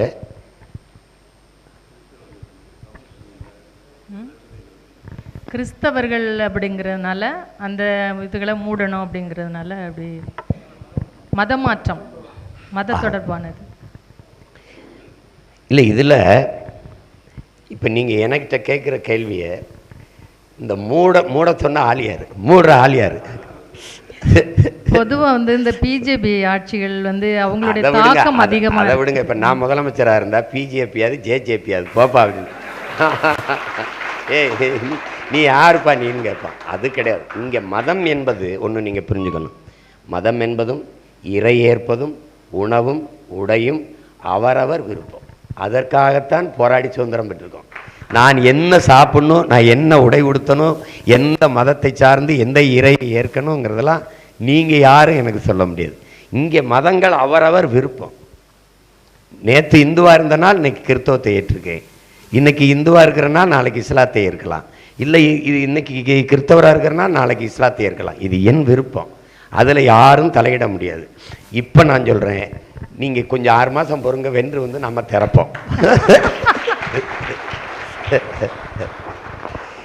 இங்கே மனம் மாற்றம் தான் தேவைப்படுது, மதமாற்றம் அவசியம் இல்லை. இங்கே இந்த கொடூர சிந்தனையிலிருந்து ஒரு நல்ல சிந்தனை வருகிற மனமாற்றம் தான் தேவைப்படுது. அதனால் இதை காரணமாக காட்டி திருச்சபைகள் மூடப்படுதுனால் நம்ம வரும்போது திறக்கப்படும். என்ன சொல்றது, கேளுங்கள் தரப்படும் சொன்னார்ல, கேட்காமலே திறக்கப்படும், தரப்படும், அவ்வளோதான். அடுத்து பேராயர் அவர்கள் ஒரு கேள்வியை உங்களுக்கு முன்வைக்கும். பால் துரைராஜ் அவர்கள். அன்பு சகோதரர் சந்தர்மல் சீமான் சகோதரர்களுக்கு வாழ்த்துகள். இந்த அற்புதமான இந்த வேளையில் ஒன்றுபட்ட கிறிஸ்தவர்கள் தமிழகத்தில் இருக்கிற நாங்கள், உலகம் முழுவதும் இருக்கிற கிறிஸ்டியானிட்டியில் இருக்கிற அநேகருடைய விருப்பமும் ஒரு காரியம். ஆண்டவர் இயேசு கிறிஸ்துடைய போதனைகளில் மிக முக்கியமான ஒரு போதனை பிரிவினை என்கிற காரியம் மொழியால் இனத்தால் இருக்கக்கூடாதுங்கிறதுனால கிரேக்கன் என்றும் இல்லை, யூதர் என்றும் இல்லை, கிறிஸ்துவுக்குள் எல்லாம் ஒரே அன்பினாலே ஐக்கியப்பட்டிருக்கிறோம் என்று ஆண்டவர் இயேசு அந்த உரைத்த வார்த்தையின்படி உலகளாகிய மனுகுலத்தை சகோதர சிநேகத்தோடு கிறிஸ்தவர்கள் பார்த்து கொண்டிருக்கிற வேளையில் தமிழர் என்கிற ஒரு பிரிவினைவாதத்தை சீமானவர்கள் கொண்டு வந்து எங்கோ ஒரு பிரிவினைக்குள்ளே நம்மை அடக்கி விடுவாரோ என்கிற ஒரு அச்சம் தமிழர்களாக இருக்கிற எங்கள் உள்ளத்தில் பயம் தோன்றுகிறது. இதற்கு உங்களுடைய கருத்துக்கள்? இல்லை, இது எல்லாருமே கேட்குறதா இந்த மாதிரி பிரிக்கிறோன்ட்டு. நீங்கள் சொல்கிற தமிழர்கள் நாங்கள் தான் உலகத்தில் எந்த மானுடனுக்கு முன்பு யாதும் ஊரே யாவரும் கேளீர் என்று உலகம் தழுவி நேசித்தவர்கள் நாங்கள் தான். எங்களுடைய முன்னோர்கள் வள்ளுவ பெருமானாரிலிருந்து கம்பன், கபிலன், இளங்கோ எல்லோரும் உலகு உலகு என்று உலகந்தழுவி நேசித்து பாடிய பெருமக்கள் நாங்கள் தான். அன்பிற்கும் உண்டோ அடைக்கும் தாள் என்று பாடியதும் நாங்கள் தான். பிறப்பு ஒக்கும் எல்லா மனிதருக்கும் என்று கூட பாடவில்லை, பிறப்பு ஒக்கும் எல்லா உயிருக்கும் என்று போதித்தவன் நம்முடைய முன்னவன் தான். பகுத்துண்டு பல் உறவுகள் ஓம்புக என்று கூட அவன் சொல்லலை, பகுத்துண்டு பல் உயிர்கள் ஓம்புக என்று தான் நமக்கு போதிச்சிருக்கான். அப்போ அப்படிப்பட்ட ஒரு உயிர்மை நேயம் கொண்ட ஒரு இன மக்கள் பிற இன மக்களை வெறுப்போம், நேசிக்க மறுப்போம் என்று எண்ணுவது தவறு. அது தவறு. உங்களுக்கு ஒன்று சொல்லுகிறேன், இறைமகன் அப்படி சொல்லியிருந்தாலும் கூட உலகெங்கும் அவரை ஏற்றுக்கொண்ட நாடுகளில் ஐரோப்பிய நாடுகள் உங்களுக்கு தெரியும், ஒரே மார்க்கத்தை ஒரே சமயத்தை கிறிஸ்தவ சமயத்தை ஏற்று இறை தூதராக இறைமகனாக நம்முடைய இறைமகன் இயேசுவை ஏற்று வழிபடுகிற இந்த நாடுகள் எல்லாம் ஒரே நாடாக இல்லாமல் தனித்தனி நாடாக பிளந்து பிரிந்து இருப்பதற்கு காரணம் என்ன என்று நீங்கள் யோசித்தீர்கள் என்றால் புரியும். ஒரே மார்க்கத்தை ஒரே சமயத்தை ஏற்று ஒரே மதத்துக்குள் இருக்கிற அந்த மக்கள் நார்வே என்றும் ஸ்வீடன் என்றும் டென்மார்க் என்றும் பிரான்ஸ் என்றும் ஜெர்மனி என்றும் சுவிஸ் என்றும் பிரிந்து செல்ல காரணம் மொழி வழியே தேசிய இனங்கள் நிலங்கள். ஓர் இறை ஏக இறைவன் அல்லாஹ், ஒரே வழி நபிகளின் மொழி. அந்த இதை ஏற்று இந்தியாவிலிருந்து தனிநாடாக பிளந்து பிரிந்து சென்ற பாகிஸ்தான் எதற்காக பங்களாதேஷ் என்ற ஒரு நாடு பிறந்தது என்ற வரலாற்றை நீங்கள் பார்த்தீர்கள் என்றால், அங்கு பிரிந்து போய் சுதந்திரம் அடைந்து விடுதலை பெற்று பாகிஸ்தான் நாடு பிறந்த பிறகு உருது ஆட்சி மொழி என்று முகமது அலி ஜின்னா சொன்னவுடன் டாக்கா பல்கலைக்கழகத்திலே படித்து கொண்டிருந்த முஜிபுர் ரஹ்மானும் அவனுடைய நண்பர்களும் என் தாய்மொழி வங்கமொழி என்னானது என்ற கேள்வியை எழுப்பினான். உடனே உருதுக்கும் வங்கத்திற்கும் சண்டை.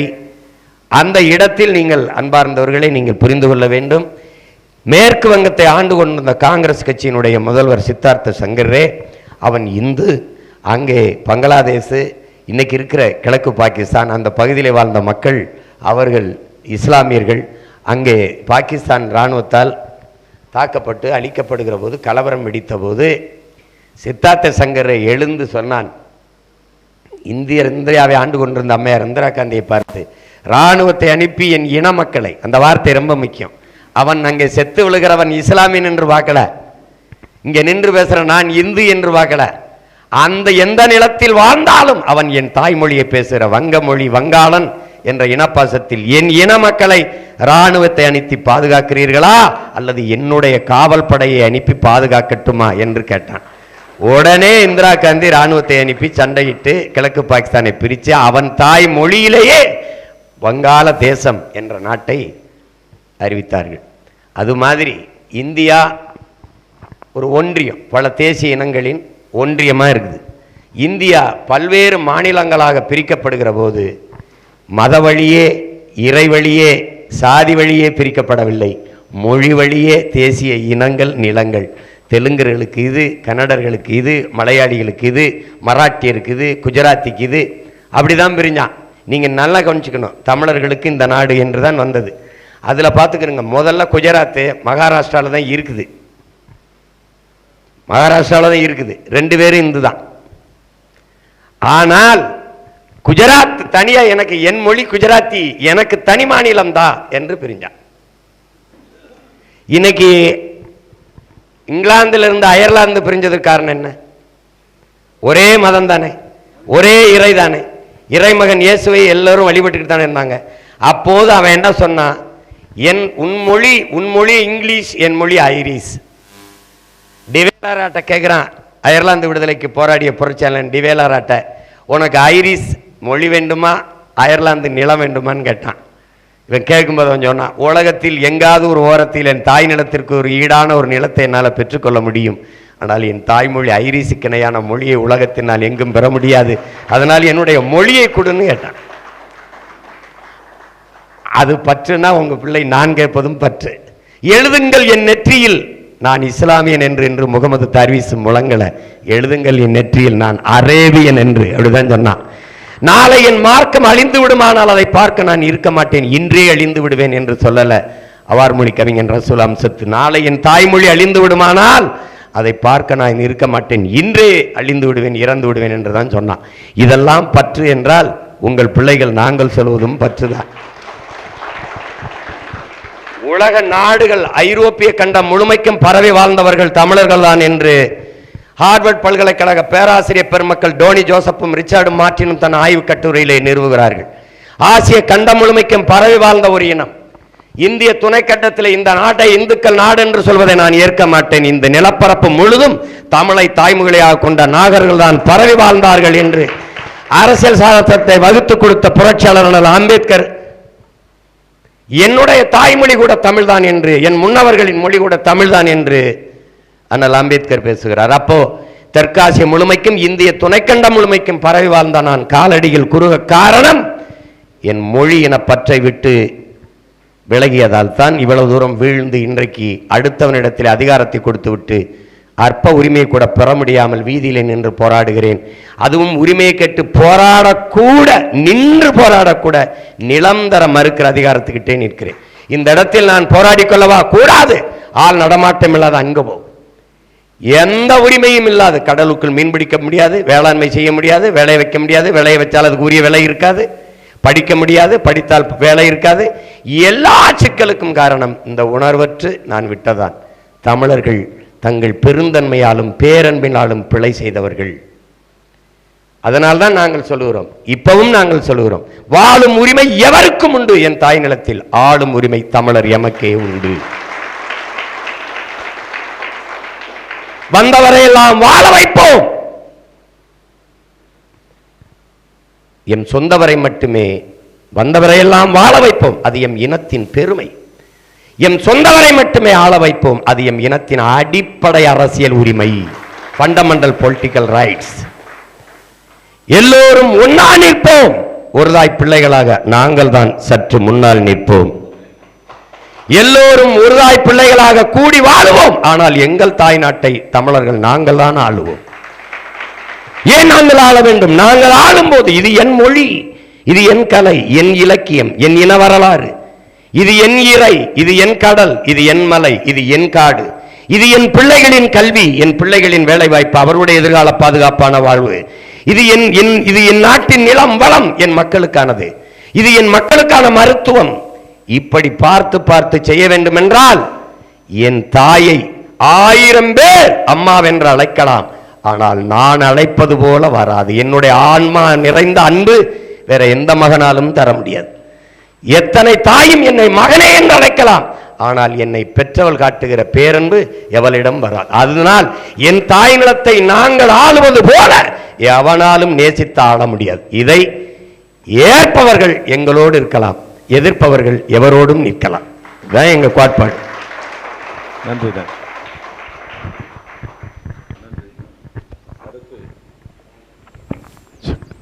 அடுத்த கேள்வியாக பாஸ்கர் டேனியல் அவர்கள் இப்போது ஒரு கேள்வி கேட்பார். Pastor Bhaskar Daniel.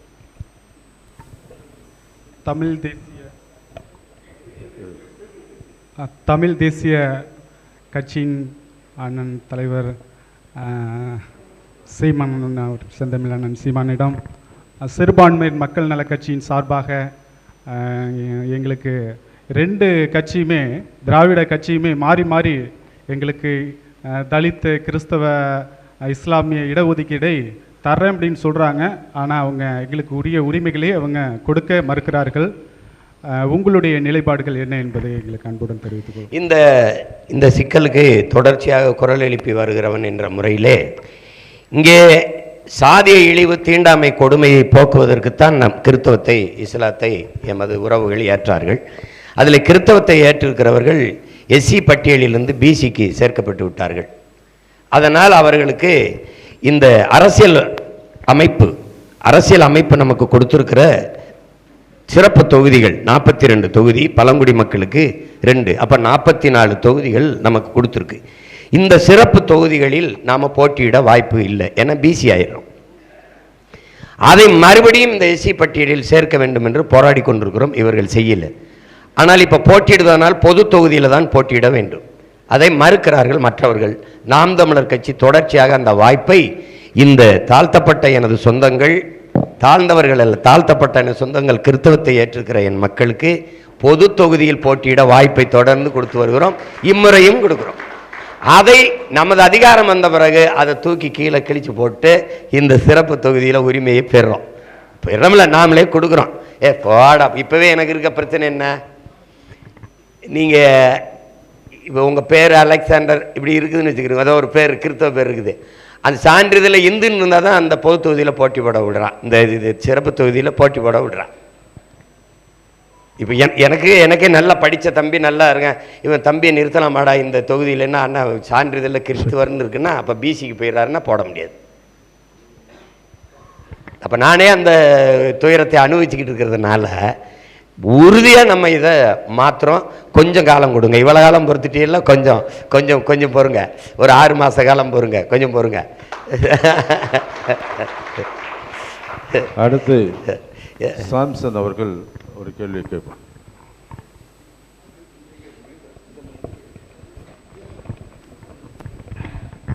ஐயா இங்க ஐயா,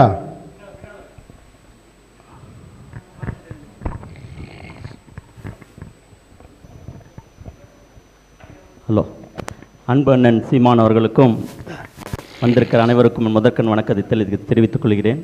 நான் திருச்சி தமிழ் தேசிய கிறிஸ்தவ இயக்கத்தின் சார்பாக கூட வந்திருக்கிறேன்.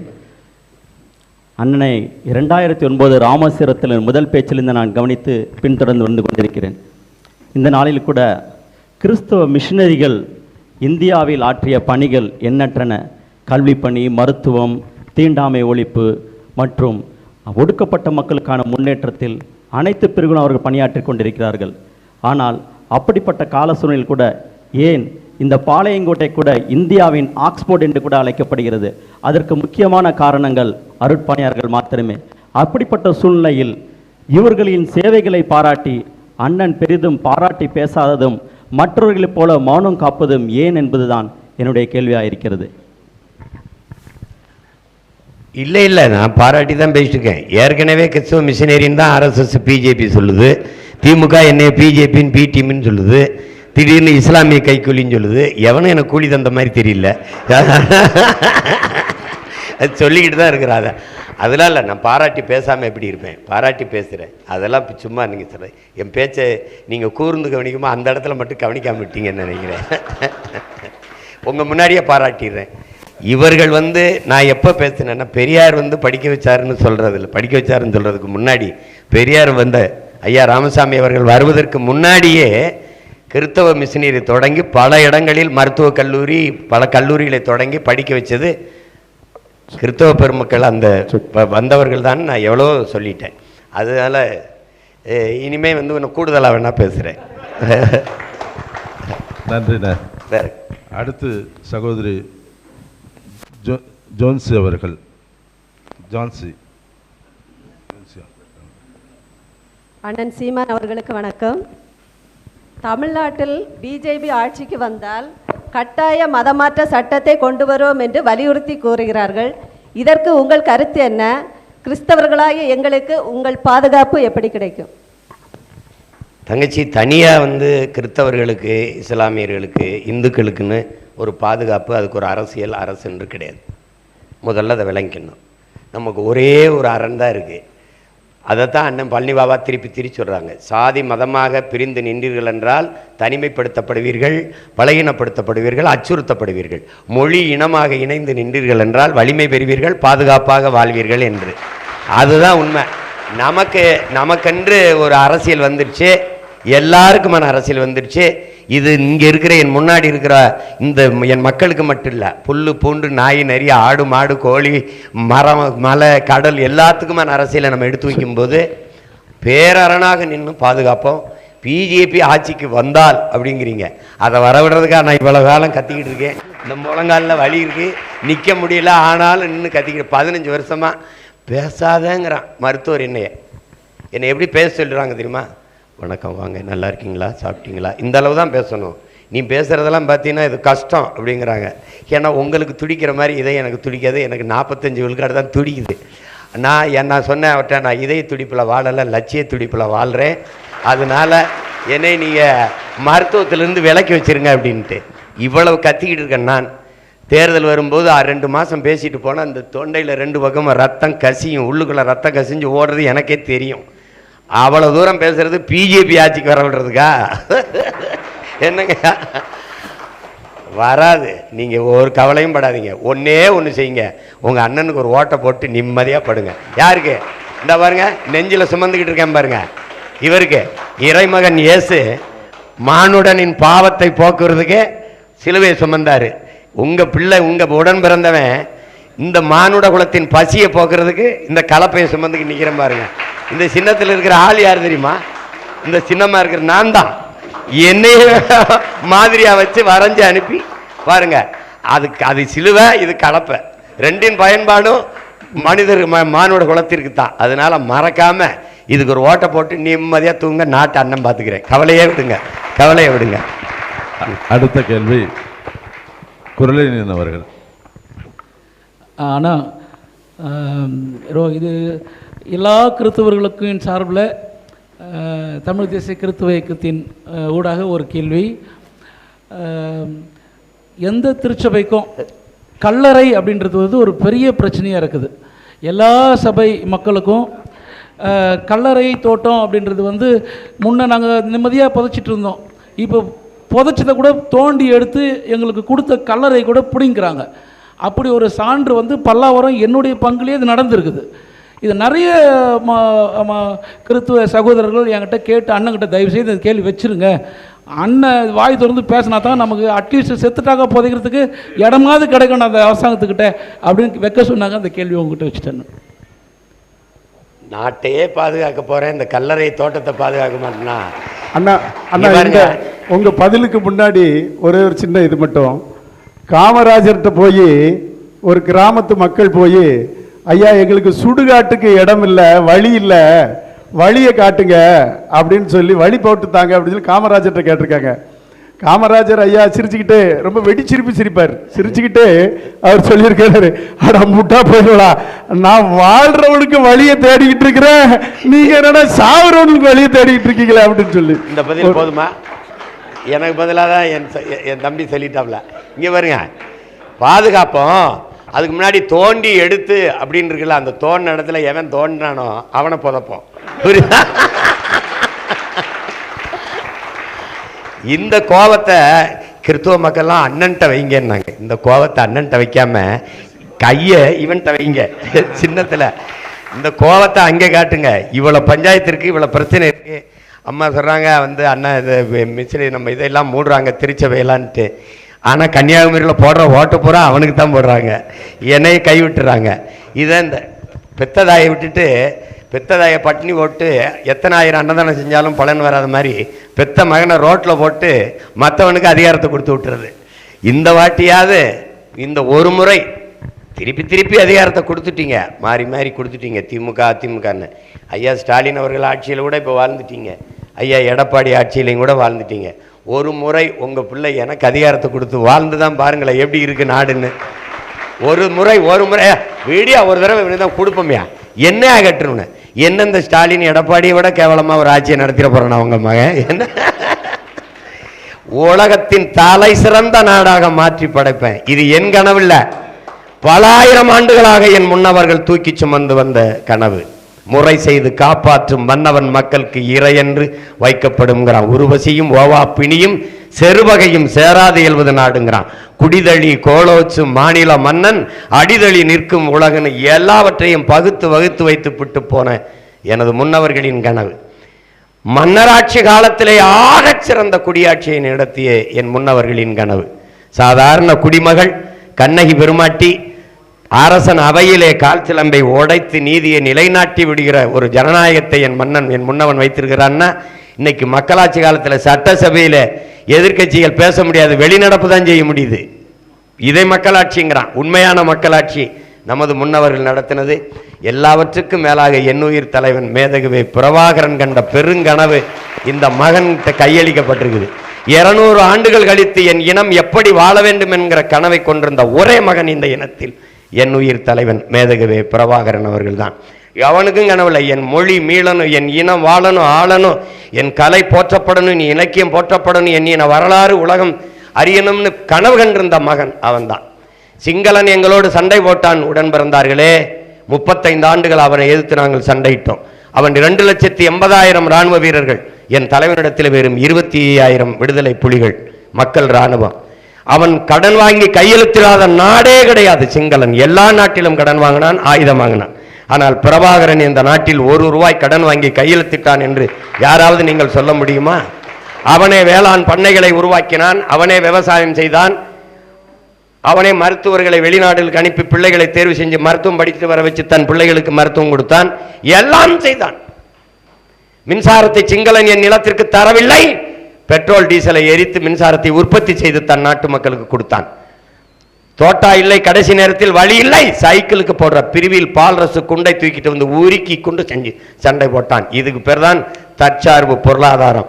அவன் என்ன பாட்டி வடை சுட்டு வித்து கொடுத்த காசிலே படை கட்டி போரிட்ட மகன் எங்கள் உயிர் தலைவன் மேதகுவே பிரபாகரன்.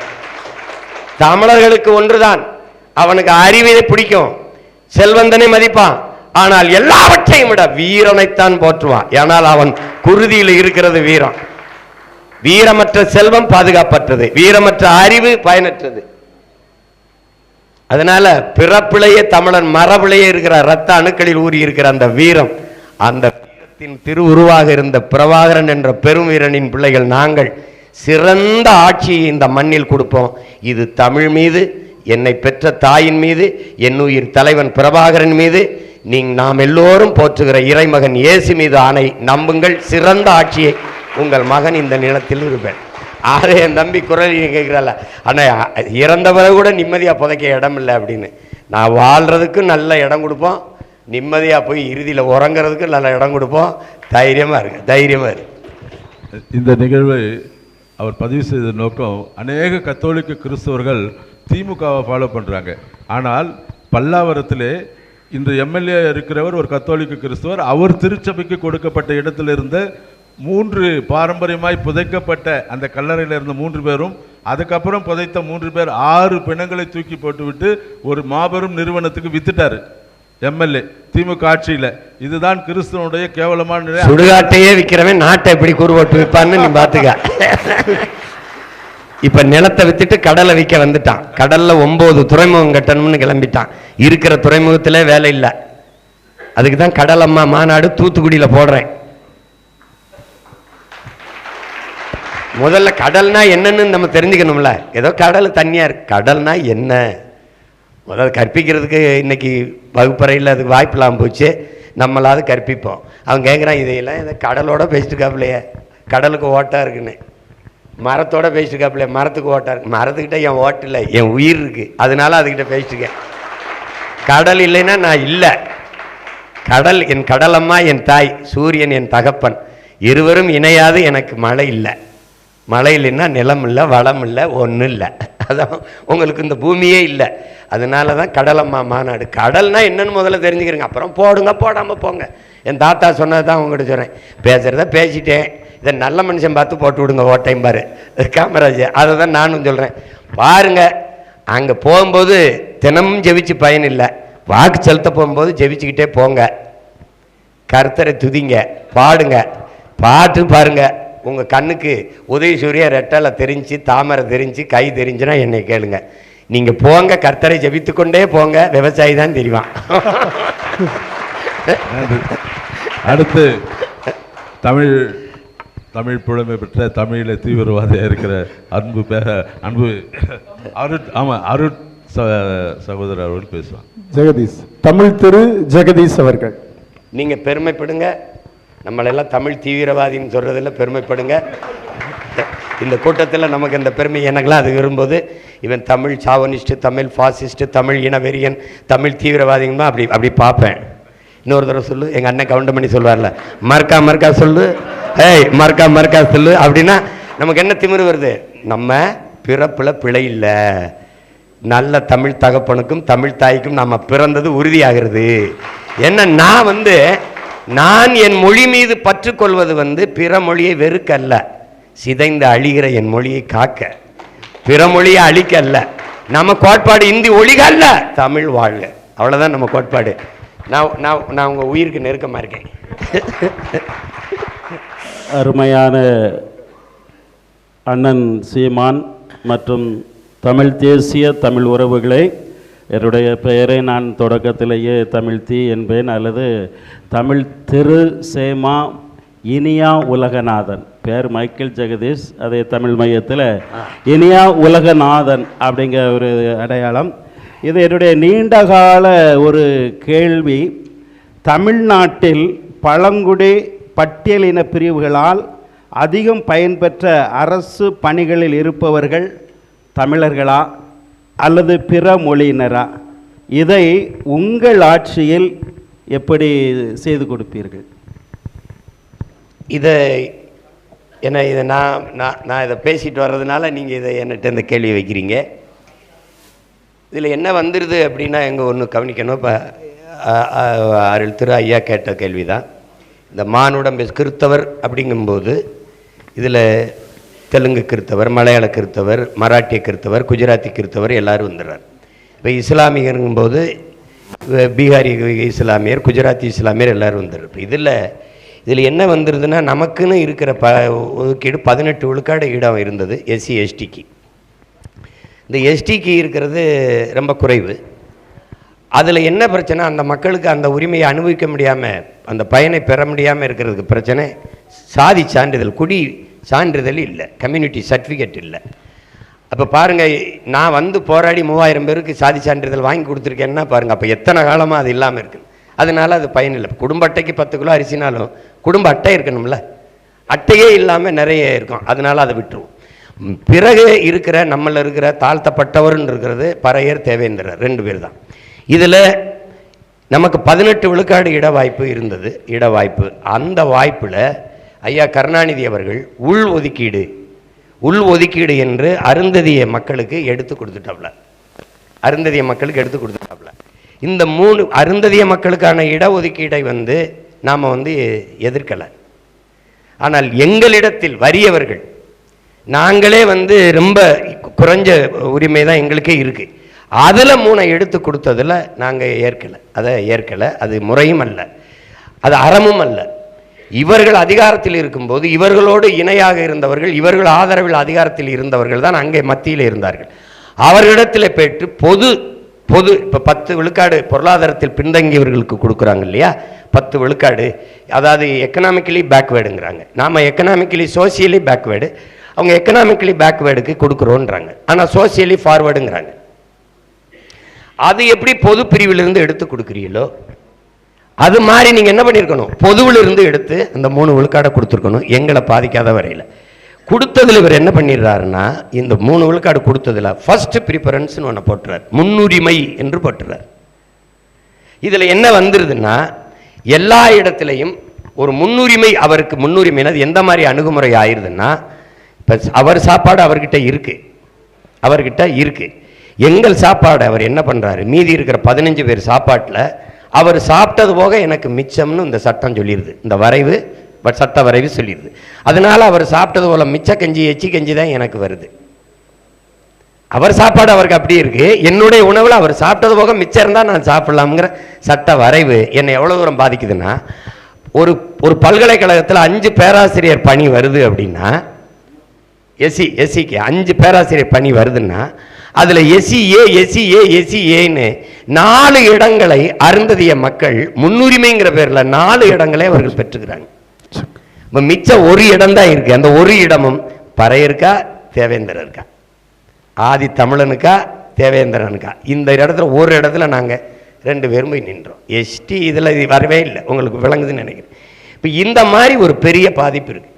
அப்போ நாம் வரும்போது என்ன செய்கிறோம்னா, 15 ஆண்டுகளாக நாங்கள் இதை இழந்து நிற்கிறோம்.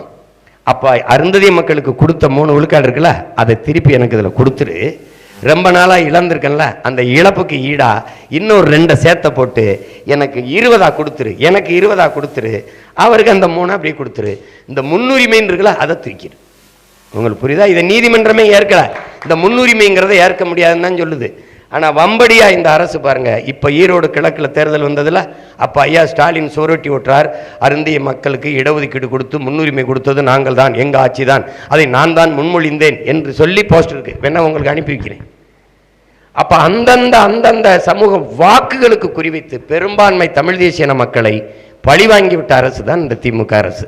இப்போ நாம் வரும்போது அந்த இடஒதுக்கீடு அப்படியே இருக்கு, மேற்கொண்டு 5 எடுத்து இதில் சேர்க்குறோம்.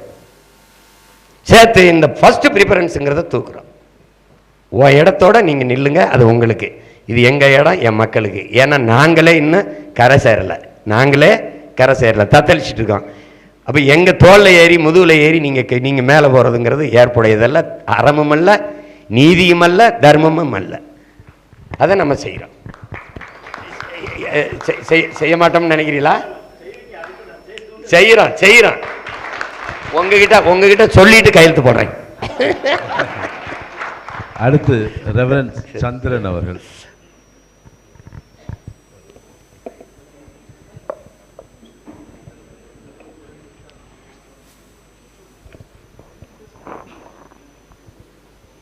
அன்பு சகோதரருக்கு மனமார்ந்த இயேசு கிறிஸ்து நாமத்தை வாழ்த்து தெரிவித்துக் கொள்கிறேன் ஐயா. நன்றி ஐயா. நிச்சயமாக சிறுமண மக்களுக்காக இத்தனை ஆண்டு காலமாக நீ போழைக்க நம்பிக்கை ஒரு நாள் வீண் போகாது. 2024 முடிவு உண்டு, நிச்சயமாக வாழ்க்கை நடக்கும். ஒரு கேள்வியை நாங்கள் வைக்கிறேன் எங்களுக்கு முன்னதாக. யாரும் கூட்டணி சொல்கிறேன், நீங்கள் யாரும் கூட்டணி இல்லை அப்படின்னு சொல்லி இருக்கிறீங்க. இப்போ இந்த முறை உங்களோட பயணிக்கிற கிறிஸ்துவர்கள், இஸ்லாமியர்கள், தலித் மக்களுக்கு இடஒதுக்கீடு கொடுப்பீங்களா? அது கொடுத்துருக்கமே. நீங்கள் யாரோடும் கூட்டணி இல்லைன்னு இல்லை, நான் தான் பெரிய கூட்டணி வச்சுருக்கேன். 8 கோடி மக்களோடு பெரிய கூட்டணி வச்சுருக்கேன், நான் தான் வச்சுருக்கேன். நீங்கள் சொல்கிற கட்சிகளோடு நம்ம வைக்க முடியாது. ஏன்னா இருக்கிற கட்சி காங்கிரஸ், பாரதிய ஜனதா, பிஜேபி, இந்த திமுக, அதிமுக, இது 4மே நமக்கு சம அளவு எதிரி தான். காங்கிரஸ் நம்ம இனத்தின் எதிரி, பாரதிய ஜனதா மனித குலத்தின் எதிரியாக நம்ம நாம் தமிழர் கட்சி எங்கள் கட்சி பார்க்குது. திமுக அதிமுகவுக்கு பெரிய வேறுபாடு அல்ல, காங்கிரஸ் பிஜேபிக்கு பெரிய வேறுபாடு அல்ல. எந்த இடத்துலையுமே ஒரு கொள்கையிலையும் மாற்று இல்லை, பிஜேபிக்கும் காங்கிரஸுக்கும், திமுகவுக்கு அதிமுகவும். கொடியில் வண்ணம் மாறும், கொள்கையில் எண்ணம் மாறாது. உங்களுக்கு புரியுதா உங்களுக்கு? அதனால் இவர்களோடு நம்ம கூட்டு வைக்க முடியாது. நம்ம ஊழல் லஞ்சமற்ற உண்மையும் நேர்மையுமான ஆட்சிங்கிறோம். யாரோட சேர்ந்து வைக்கலாம்? யாரை சேர்த்துக்கிட்டு வைக்க முடியாது. இப்போது இதனால் நம்ம என்ன சொல்கிறோம், இப்போ கிறிஸ்தவருக்கு இடம் அவ்வளோதானே, தேர்தலை நிற்க எங்கள் கட்சியில் இருக்க பிள்ளைகளுக்கு கொடுத்துட்றேன். இந்த நிற்கிற என் தங்கச்சி நிற்கலையா, இந்த என் மகன் ஜேக்கப் நிற்கலையா? இஸ்லாமியருக்கு இடம் 12 இடம் கொடுக்குறோம், 12-11 இடத்துக்கு மேலே கொடுக்குறோம். என் கட்சியில் இருக்க பிள்ளைகளுக்கு கொடுக்குறோம். மற்றவங்க என்கிட்ட சீட்டுக்காக வருவாங்க, என் கூட நிற்கிற பிள்ளை இந்த நாட்டுக்காக நிற்கிதுங்க, அதுகளுக்கு கொடுக்குறேன். கூட்டணி இப்போ நீங்கள் வருவேன், சீமா கூட தான் வருவேன்னு சொன்னால் கழுத்தை பிடிச்சி தள்ளுறதில்ல, வாங்கங்கிறது தான். ஆனால் யாரும் வரமாட்டாங்க. ஏன்னு கேட்டிங்கன்னா, நாம் சொல்கிறதில்ல, இப்போ ஆடு மாடு வளர்த்தலை, வேளாண்மை செய்தலை அரசு பணியாக மாற்றுவேன்னா சிரிக்கிறான். ஆனால் சிரிச்சிட்டு போய் பால் தான் குடிக்கிறான், கறி தான் சாப்பிட்றான். உங்களுக்கு புரியுதா? அப்போ அதனால் நம்ம கொள்கை கோட்பாடுகளை ஏற்போம். ஆனால் திராவிட கட்சிகளை ஏற்க தயாராக இல்லை. இந்திய கட்சிகளோடு நாம் சேரவோ ஏற்கவோ தயாராக இல்லை. இது 4க்கும் மாற்றாக தான் நாங்கள் இது வச்சுருக்கோம். அவன் இந்தியே, இவன் திராவிட, நான் தமிழன், எங்கள் தேசம் தமிழ் தேசம், இது வேறு அரசியல். அவர்களுக்கு பெரியார், ஒரே ஒரு பெரியார், என் இனத்தின் ஒவ்வொருவரும் எங்களுக்கு பெரியார். உங்களுக்கு புரியுதா? இவர் ஒரு பெரியார், நேற்று ஒரு பெரியாரை போட்டிருக்கு, இன்னொரு பல பெரியார்கள் இருக்கிறாங்க. அதனால அவங்களுக்கு நமக்கும் 1000 கிலோமீட்டர் தூரம் இருக்குது, அதனால சேர முடியாது. அடுத்து ஜெயசீலன் அவர்கள்.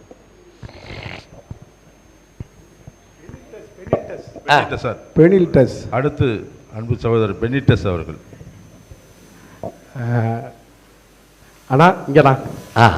ஏன்னா அன்னை தமிழுக்கும் என் அண்ணனுக்கும் அன்பு வணக்கம். நன்றி. ஆனால் நான் கேள்வி கேட்கறதுக்கு முன்னாடி உங்களுக்கு ஒரு நன்றி சொல்லணும். ஏன்னா எங்கள் அப்பா பேர் அந்தோணி விக்டர், என்னோட பேர் அந்தோணி பெனில்டஸ். நான் இதில் ஈர்க்கப்பட்ட என் தமிழ் உணர்வால் என்னோட பையனுக்கு நான் வச்ச பேரு செந்தமிழ் செல்வன், என் 2வது மகனுக்கு மகிழன். மாற்றம் எல்லார் மனசுக்குள்ள வரும். அதுக்கு உங்களுக்கு எனக்கு நன்றி சொல்லணும்னு ரொம்ப ஆசையாக இருந்துச்சு. அண்ணன்ட்ட ஒரு நாள் உரையாடன்னு. இப்போ நான் கேள்விக்கு வரேன்னா, அந்த கேள்விக்கு எனக்கும் பதில் தெரியும், உங்களுக்கும் பதில் தெரியும். நான் பொதுமக்கள் என்னோட பேசுகிற மக்களுக்காண்டி இந்த கேள்வி கேட்குறேன்னா, வருகின்ற சட்டமன்ற தேர்தலில் நம்ம உறுதியாக வெற்றி பெற்றோன்னா, ஒரு கற்பனைக்கு வச்சுக்கிட்டோம்னா, அதில் பிஜேபியும் ஏடிஎம்கேயும் பெரும்பான்மை பெறவில்லை எனில் நம்மகிட்ட ஒரு 20 பேர் நம்ம ஜெயிச்சு வச்சுருக்கோம். ஆனால் அந்த 20 பேர் நம்ம அங்கே கொடுத்தா தான் அவங்க ஜெயிக்க முடியும். அந்த சூழ்நிலையில் நம்ம அவங்கள ஆதரிப்போமா எதிர்ப்போமாண்ணா? இதானா பொதுவான கேள்வி. ஜெயிச்ச பிறகு ஆதரிக்கிறதுக்கு இப்போவே ஆதரித்து ஜெயிக்க வைக்கலாம்ல. நம்ம அதை செய்ய மாட்டோம். ஏன்னா அவங்க யார் என்னை கூட்டணிக்கு வான்னு கூப்பிடாம இருப்பாங்கன்னு நினைக்கிறேன். அரை விழுக்காடு விழுக்காடு வச்சிருக்கவங்களுக்கே பல 100 கோடி பேரம் பேசும்போது 8 விழுக்காடு வாக்கு வச்சிருக்கிற அண்ணனை கூப்பிடாம இருப்பாங்களா? அது இல்லை. நம்மளுடைய அரசை நிறுவத்தான் நம்ம போட்டிடுறோமே ஒழிய, அந்த மாதிரி இல்லாமல் நம்மளை பெரும்பான்மை இடத்துல வெல்ல வச்சு நம்ம அரசை அமைக்க நமது மக்கள் இந்த கேள்வியை கேட்கக்கூடாது, ஆதரிப்பாரான்னு. நான் ஆதரிக்க கூடாது, என் மகன் ஆட்சி வரணும் அப்படின்னு எனக்கு பெரும்பான்மையான வாக்கை போட்டு வெல்ல செய்யணும். அதை தான் நீ சொல்லணும், மக்களுக்கு சொல்லணும்.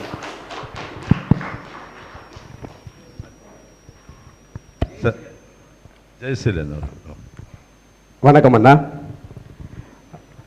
இப்போ இதுக்கு முன்னால் பேசின எல்லாரும் சொன்னாங்க 2026 அண்ணன் வந்து அரியணையில் அமர்வார், நாற்காலியில் உட்காருவாங்க. நான் சொல்கிறேன், எங்கள் அண்ணன் உட்கார்றதுக்கோ அமர்றதுக்கோ வரல, அவர் ஓடோடி உழைக்கிறதுக்காக வர்றார். இன்றைக்கும் அவருடைய உழைப்பை நான் நெருங்கியிருந்து பார்க்கக்கூடியவன். உறக்கம் இல்லாமல் உணவு இல்லாமல் ஓடக்கூடிய எங்கள் அண்ணன் அதிகாரமற்று இருக்கக்கூடிய இந்த நேரத்தில் அதிகாரத்தை பெற்றதற்கு பிறகு அரியணையில் அமரவோ நாற்காலியில் உட்காரவோ இல்லை, அந்த வேகத்தை நீங்கள் பார்க்க தான் போகிறீங்க. என்னுடைய கேள்வி, எத்தனையோ இன்னைக்கு குறிப்பாக சொல்லணும்னா, முக்கியமாக இந்த கடலோர கிராமங்களில் பெரும்பான்மையாக கிறிஸ்தவர்கள் அந்த இடங்களில் வாழ்கிறாங்க. அவங்களுக்கு நிறைய வந்து உரிமைகள் பறிப்பு, அந்த உரிமைக்காக வந்து போராடுறாங்க. அந்த போராட்டங்கள்ல எல்லாம் நம்மளை ஈர்க்கிறாங்க, நம்மளோட தான் நிற்கிறாங்க. ஆனால் தேர்தல் அரசியல்னு வரும்போது அரசியலற்று போய் மாறி போய் நின்றுறாங்க. இது அவங்க பார்க்குற அரசியலை மதத்தை வந்து இனமா பார்க்குறாங்களா அப்படிங்கிற ஒரு சந்தேகம் இருக்கு. மதத்திற்கும் இனத்திற்கும் ஏதாவது குழப்பமா நினைக்கிறாங்களா அப்படிங்கிற ஒரு எண்ணம் இருக்கு. ஆனா இன்றைக்கு இந்த நிகழ்வை பார்க்கும்போது இதுவரைக்கும் அருட்சகோதிகள் பெருவாரியாக இதில் வர்றதில்லை. ஆனால் தமிழ் தேசியத்தில் அருட்சகோதிகளும் இருக்கிறாங்க அப்படிங்கிற இந்த உண்மை இன்றைக்கு தெரிந்ததுல மிக்க மகிழ்ச்சி. மெல்ல மெல்ல திருச்சபை நாம் தமிழரை நோக்கி நகர்ந்து கொண்டு இருக்கிறதுங்கிறத நான் உணர்றேன்னா, இந்த மதம் இனம் அப்படி எதுவும் குழப்பிக்கிறாங்களா? அந்த கேள்வி தானே என்னுடைய கேள்வி. இல்லை அது இப்படி சொல்ல முடியாது. முதல்ல அதிகமாக தமிழ் பணி செய்த பெருமக்கள் கிறிஸ்தவத்தை ஏற்ற பெருமக்கள் தான். ஜோசப் எஸ்கி என்ற வந்தவர் தன்னுடைய பெயரை வீரமா முனிவன் என்று மாற்றிக்கொண்டு தமிழ் மேல் இருக்க பற்றில் தேம்பாவணிங்கிற நூலை எழுதி தந்துட்டு போனார் நமக்கு. இன்றைக்கு வரைக்கும் அதில் கோலியாத்து தாவித்து கதையை நம்ம சொல்லி கொண்டிருக்கோம். நம்முடைய தலைவரை 2 முறை தன் மாவீர தின உரையிலே 2 முறை அதை எடுத்துக்காட்டாக எடுத்து பேசியிருக்கார். 2 முறை கோலியாத்து என்கிற சிங்கள இராணுவ பூதத்தை தாவீது எப்படி ஒரு சிறுவன் அடித்து வீழ்த்தினானோ அப்படி விடுதலை புலி வீரர்கள் வீழ்த்துவார்கள் என்று 2 முறை அதை சொல்லியிருக்கார். அது அப்படி சொல்ல முடியாது. ஆனால் முழுக்க அவர்கள் மொழி இனம் அதையும் விட மதம் பெரிது என்று இஸ்லாமிய கிறிஸ்தவ மக்கள் நினைக்கிறதுனால தான் இந்த சிக்கல் வந்துடுது. இவர்கள் நாம் எதுமோ சிறுபான்மை வேற்றுத்திலிருந்து விடப்பட்ட மக்கள், நமக்கு யாரோ திமுக கருணாநிதி அவர் பிள்ளைகள் தான் நம்மளை பாதுகாக்கணும்னு நினைக்கிறதுனால வர்ற நோய். நான் கூட கோபத்தில் சொன்னேன், நீங்கள் கர்த்தரால் ஆசீர்வதிக்கப்பட்டவர்கள் அல்ல, கருணாநிதியால் ஆசீர்வதிக்கப்பட்டவர்கள் கூட சொன்னேன். நான் நீங்கள் நெஞ்சில் பைபிளை வச்சுக்கிறீங்க, உதடெல்லாம் கர்த்தரை துதிச்சுக்கிறீங்க, கையை போய் சாத்தான்ட்ட கொடுத்துறீங்க, கருணாநிதியை பிடிச்சிட்டே நடக்கிறீங்க. இதுதான் கால கொடுமையாயிருது. ஒரு சாத்தானின் செயல்களை பட்டியலிடுங்கன்னு நரகம் எப்படி இருக்கும்னு கேட்டேன். நரகத்தில் என்னென்ன நடக்கும்னு சொல்லுங்கன்னு எல்லாம் சொன்னால் அந்த நரகம் தான் இது. அந்த நரகத்தை நடத்தி கொண்டிருக்கிறவங்க தான் இவங்க. இறைமகன் இங்கிருந்து ஜெபிக்கும் போது விண்ணுலகில் இருக்கும் எம் தந்தையே உம்முடைய அரசு வருக. விண்ணுலகில் இருக்கும் நம் தந்தையின் அரசு எப்படி இருக்கும்னு கேட்டால் சொல்லணும். அந்த அரசு எப்படி இருக்கும்? உங்கள் பிள்ளை ஆளும்போது எப்படி இருக்குமோ அப்படி இருக்கும். அது நீ அவன் சாத்தான்ட்ட ஆட்சியை கொடுத்துட்டு நீ விண்ணுலகில் இருக்கும் தந்தையை உங்கள் அரசு வரனா நான் எப்படா வருது அவனுக்கு ஓட்ட போட்டும் பாரு. அதுதான் பிரச்சனை. அதில் இருக்கிறது உங்களுக்கு சொல்கிறேன்ல, நான் மதுரை ஆயரை சந்திக்கும்போது ரொம்ப வருத்தப்பட்டேன். அப்போ இந்த மாதிரி நான் எவ்வளவோ எடுத்து வைக்கிறேன் மக்களுக்கு நற்கருத்துக்களை, இன்னும் முழுமையாக போய் சேரலை, நம்ம மக்கள் புரிந்து கொண்டு எனக்கு ஆதரவு தரலைன்னு சொல்லும்போது அப்படியே சொன்னார், சொந்த ஊரில் இறைமகன் இயேசு தச்சனின் மகன் தானே, சொந்த ஊர்லேயே உலக அவரை இறைமகனாக ஏற்கும்போது சொந்த ஊரில் அவர் தச்சனின் மகனாக தான் பார்த்துச்சு. நபிகளாரை இறையருள் பெற்றவர்ன்ட்டு அவர் சொந்த ஊரில் எவனுமே ஏற்கலை, அப்படி தான் ஏற்கலை. புத்தன் தன் வீட்டில் துறவரம் பதவி வேண்டாம்னு துறவரம் கொண்டு போகும்போது அவனை எவனுமே புத்தனாக ஏற்கலை. இது யதார்த்தம்தான். அதனால் நமது மக்கள் சொந்த பிள்ளை இவன் சீமான இப்போ நானே ஒரு செவப்பாக கொஞ்சம் உயரமாக மீசை வயசு இல்லாமல் இங்கிலீஷில் பேசி ஏதோ ஒரு என்ன தஸ்தோவெஸ்கின்னு ஒரு பேரை வச்சுருந்தேன்னா வெளிநாட்டுக்காரன் பிறகு அப்பா நம்மாழ்வார் சொல்லுவாங்க, நம்ம என்ன தான் சொன்னாலும் இந்த பயலுக்கு கேட்க மாட்டேங்கிறாங்கடா மகனே. அவன் இந்த ஆரோவில் பெர்னாட்டி கிளார்க்கு சொன்னார் அப்படின்னா, பெர்னாட்டி கிளார்க்கு இதை இந்த மாசானுவோ புக்காக்கோ ஜப்பானிய வேளாண் பேரறிஞர் மாசானுகோ புக்காக்கோன்னு சொன்னான்னு நம்ம கருத்தை சொல்ல வேண்டியிருக்கு. ஏதோ வாய்க்கு வராத ஒரு பேரை சொன்னால் அவன் சரியாகத்தான் சொல்லியிருப்பான், அதை வெள்ளையா இருக்கிறேன் போய் சொல்லாங்கிற மாட்ட மாதிரி. அதனால இந்த நம்ம சீமான் தானே அவன் என்ன சொல்ல, இதுதான் பிரச்சனை. ஒரு நம்ம சீமான் தானே நினைக்காம நம்ம சீமான் அப்படின்னு நினைச்சா நம்ம வென்றுவோம். அவ்வளவுதான். அது வரும், அதுக்கு ஒரு காலம் வரும். அடுத்து கடைசியாக நேரம் இல்லாமல் ஒரே ஒரு சகோதரர் நவீன் அவர்கள் ஒரு கேள்வி கேட்பார். அண்ணா, அன்பு அண்ணனுக்கு வணக்கம். அண்ணா, என்னோட கேள்வி, இப்போ நான் உங்களை கிட்டத்தட்ட 2009 நான் உங்களை ஃபாலோ பண்ணிட்டு இருக்கேன். எங்கள் தாத்தா பேருக்கு பின்னாடி ஒரு ஜாதி இருந்துச்சு, ஆனால் நான் உங்களை ஃபாலோ பண்ண ஆரம்பித்த பிறகு எங்கள் அப்பா பின்னாடியும் என் பேர் அந்த ஜாதி பேர் கிடையாது. அதுக்கு முதல்ல உங்களுக்கு நான் நன்றி சொல்லிக்கிறேன். என்னோட கேள்வி என்னென்னா, இன்னைக்கு நான் உங்களை ஃபாலோ பண்ணும்போது நீங்கள் மக்களுக்காகவும் இயற்கைக்காகவும் அதுக்காக தான் நீங்கள் அரசியல் எடுத்து முன்ன வைக்கீங்க. தமிழ் தேசியம், நம்ம தமிழுக்காகவும் நீங்கள் அரசியல் எடுத்து வச்சுட்ருக்கீங்க. ஆனால் நான் ஃபாலோ பண்ண ஆரம்பிக்கும் போது நான் 19 வயசில் இருந்தேன், இன்றைக்கி நான் 32 வயசு. அப்போ நீங்கள் இடையில சொல்லும்போது என்னோட ஓட்டு ஸ்கூலில் இருக்குன்னு நீங்கள், ஆனால் இப்போ அந்த ஓட்டு என்னவா இருக்குன்னா, எனக்கு பிடிச்ச நடிகர், நான் அந்த நடிகருக்கு தான் ஓட்டு போடுவேன் அப்படின்னு நிற்கி. அவனுக்கு நான் என்ன புரிதலை கொடுக்கறது, எப்படி புரிதலை கொடுக்கறதுன்னு எனக்கு தெரியலை. என்ன சொன்னாலும் அவனுக்கு அந்த ஒரு புரிதல் மட்டும்தான் இருக்குது. ஆனால் நான் உங்ககிட்ட பார்த்து வளர்ந்தது என்னென்னா, இயற்கைக்காகவும் மொழிக்காகவும் மக்களுக்காகவும் உயிர்களுக்காகவும் அரசியலை உங்கள்கிட்ட இருந்து கற்றுக்கிட்டேன் நான். ஆனால் அவங்க என்ன எக்ஸ்பிளைன் பண்ணாலும் என்ன கொடுத்தாலும் அவங்ககிட்ட இருக்கிற பதில் எனக்கு பிடித்த நடிகர் அவர் வந்திருக்காரு, அவருக்கு நான் ஓட்டு போடுவேன். அவனுக்கு எப்படி புரிதல் கொடுக்கறதுனா? இல்லை, அதாவது ஒரே நாளில் மாறிடாது, சிறுக தான் கற்பிக்கணும். தம்பியின் கேள்வி மூலமாக நான் என் அன்பு மக்களுக்கு, என் அருமை உடன் பிறந்தார்களுக்கு சொல்ல கடமைப்பட்டிருக்கேன். இங்கே நம்மக்கிட்ட 4 வித போதை இருக்குது. அந்த போதை இந்த சாதி மத போதை, அது பெருசு, அதுதான் எல்லாம் சொல்கிறாங்க. சாராயம் குடித்தால்தான் போதை ஏறும், சாதி மதமும் சொன்ன உடனே ஏறிடுங்கிறாங்க. அதை தாண்டி வருங்கிற போது இந்த சாராய போதை இருக்குது, அது திரவ போதை, அது வாய் வழியே ஏற்றுது. இந்த திரைப்போதை எப்படி இருக்குன்னா, கண்ணு வழியே காது வழியே போதையை ஏற்றுது. அது ஒரு திரை மயக்கம். அந்த மயக்கம் தெளிவடையணும்னா என்னென்ன, இந்த மயக்கத்தில் இருக்கிறவர்களுக்கு தத்துவம் கோட்பாடு எதுவுமே கவலை கிடையாது. என்ன நல்லது சொன்னாலும் காதில் ஏறாது. நிறைந்த மது போதையில் இருக்கிறவனுக்கு நீ என்ன பொதிச்சாலும் எப்படி ஏறாதோ, சாதி வெறிகொண்டு திரிகிறவன், மத வெறிகொண்டு திரிகிறவனுக்கு என்ன பொதிச்சாலும் எப்படி போதாதோ, அது மாதிரி திரை மயக்கத்தில் இருக்கிறவனுக்கு நீ என்ன கற்பித்தாலும் தெரியும். என்னங்க, அறியாமையில் இருக்கிறவனுக்கு நீ கற்பிக்கலாம், இந்த மாதிரி இருக்கிறவனுக்கு ஒன்றும் பண்ண முடியாது. இது கஷ்டம். இந்த பதர்களோடு இவர்களுக்கு தலைவர் சொல்லுவார், அவர் சரியில்லை, அந்த சரியில்லாதவர்களுக்கும் சேர்த்து தான், அந்த சரியில்லாததையும் சரி செய்யத்தான் நம்ம போராடி கொண்டு இருக்கிறோங்கிறத நம்ம புரிஞ்சுக்கணும். அப்போ என்ன செய்யணும்னா, அவன் இப்படி போகிறான் அப்படின்னா போகாத போகாத போகாதன்னு சொல்லிக்கொண்டே இருக்கணும். அவன் பட்டு தெரிவான். இப்போ என்னென்னா, நெருப்பு சுடும், நெருப்பு சுடும், நெருப்பு சுடும்னு நீ பாடம் நடத்திக்கிட்டே இருக்க. இந்த நம்ம பேராசிரியர் அன்பு தங்க இருக்கிறாங்க. நீ எவ்வளவுதான் சொல்லிட்டு இருந்தாலும் ஒரு தடவை தொட்டுட்டான்னா சுட்டுருச்சுன்னா அவன் சொல்லுவான் நெருப்பு சுடும், நெருப்பு சுடும்னு. அது வர நம்ம என்ன பண்ணணும்? நெருப்பு சுடும், நெருப்பு சுடும்னு சொல்லிக்கிட்டே தான் இருக்கணும். புரியுதா உனக்கு? அது ஒன்றும் இல்லை, அந்த விழுக்காடு குறைவு தான். அதை பார்த்து பயந்துடாத. இப்போ நான் அண்ணன் வரும்போது எனக்கு எந்த பின்புலமும் இல்லை. நான் எடுத்துக்கொண்டு வந்த தலைவன் இந்த நாட்டால் பயங்கரவாதி என்று பழி சுமத்தி தடை செய்ய வைக்கப்பட்டிருந்த ஒரு இயக்கம். எல்லாரும் கேட்டாங்க, நீ பிரபாகரன் படத்தை போடுறதை விட்டுட்டின்னா நிறைய பேர் ஓட்டு போடுவாங்கன்னு. அப்படி ஒரு ஓட்டே எனக்கு எனக்கு எனக்கு வேண்டியது இல்லை அப்படின்னு, எனக்கு வேண்டியது இல்லை அப்படின்னு. அது திரும்ப திரும்ப என்ன பண்ணோம், என்னை தடை செய்யப்பட்ட இயக்கம், அந்த புலிக்கொடி இதுகளை எடுத்துக்கிட்டு வரும்போது என்னை ஒரு தீவிரவாதியாக பார்த்தாங்க. என்னோட படித்தவர்கள் நெருக்கமான உறவினர்களோடு என்னை நெருங்கி பேச பயந்தாங்க. ஏன்னா 1.5 ஆண்டுகள் தொடர்ந்து சிறையிலே இருந்ததுனால இவன் ஒரு டெரரிஸ்ட்டுங்கிற ஒரு தீவிரவாதிங்கிற மாதிரி என்னை எந்த நாட்டுகளையும் நுழைய விடாது. ஏன்னா நான் ஒரு சர்வதேச பயங்கரவாதின்னு அது கருதி வச்சிருக்கு.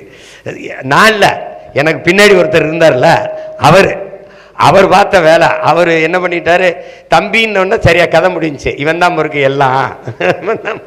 அதில் வேற எங்கள் அண்ணன் கடைசியாக சூசை வேற சீமான்ட்ட சொல்லு அவர்கிட்ட தான் விட்டு போகிறோம்னு சொல்லு தொடர்ச்சியாக முன்னெடுக்க சொன்னார்ல. இந்த 4 வார்த்தையில் பிடிச்சிக்கிட்டான். ஓ இவன் தான் இருக்கு, இங்கே வா பாஸ்போர்ட்டை கொடு, இங்கே வா, இங்கே போடு, கிளம்புன்ட்டான். நானும் சொன்னேன், எனக்கு இங்கேயே சுத்த முடியல, நேரம் இல்லை, நீ பாஸ்போர்ட்டை நீயே வச்சுக்கப்பான்ட்டு. அதனால அது கொஞ்ச நாள் இருக்கும். நீ சாதியை விட்டுட்டேங்கிற. சாதி நம்ம அடையாளம் இல்லை, மதமும் நம்ம அடையாளம் அல்ல. நான் கிறிஸ்டின்னா நான் வெளிநாட்டில் போய் ஐ ஆம் கிறிஸ்டின்னு சொல்ல முடியாது. நான் முஸ்லீம்னா நான் முஸ்லீம், நான் இஸ்லாம் அப்படின்னு சொல்ல முடியாது. நான் இந்துன்னா ஐ ஆம் இந்து என்று சொல்ல முடியாது. நான் அங்கே போய் தேவர், நான் நாடார், நான் கோனார், நான் உடையார், நான் முத்தரையர், நான் கவுண்டர், நான் வன்னியர் அப்படிலாம் பேச முடியாது. ஹூ ஆர் யூ அப்படின்னு ஒரு கேள்வியை வைப்பான். ஐ ஆம் மேன்னு சொல்ல முடியாது. யோ அப்புறம் நான் தெரிஞ்சதையா கேள்வியை வைக்கிறான், நீ குரங்குன்னு தெரிஞ்சா வைக்கிறான்.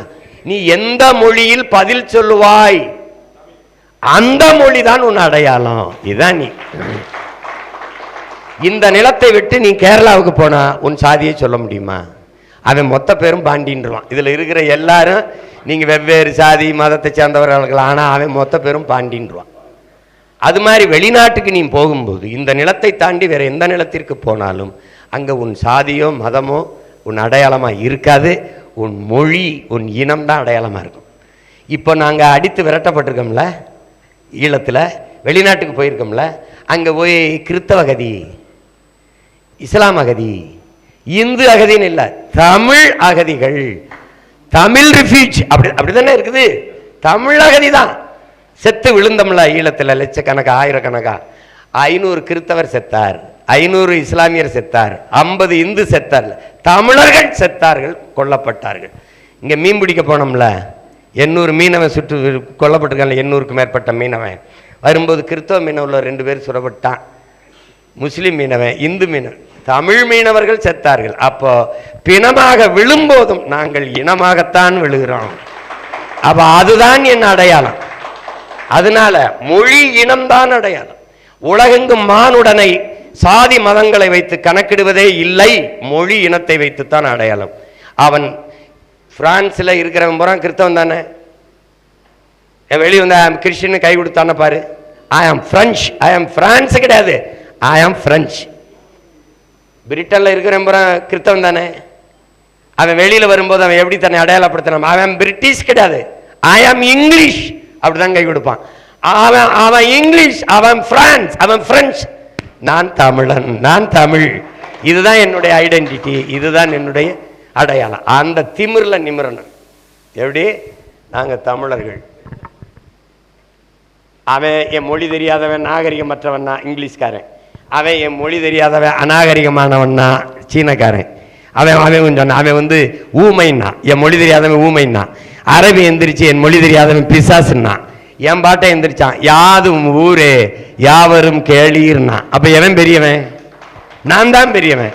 அதனால என்ன பண்ணு, இனிமே சொல்லுப்பா, சும்மாவாது நெஞ்ச தூக்கிட்டு தெரியணும், நம்ம நிமிரணும். என்னப்பா, அந்த தன்னிமிர்வு தான் தலை நிமிர்வு, தமிழ் இன நிமிர்வு. அதனால நிமிர் அண்ணன் கூட இருக்கேன். அடுத்து கடைசியாக நேரம் இல்லாமல் இதை நெடுக்க அன்பு போதகர் அவர்கள் ஜெயந்தன் அவர்கள் ஒரு கேள்வி கேட்பார். கடைசி கேள்வி, இந்த நிகழ்ச்சியில் கடைசி கேள்வி. இது திராவிட சதி.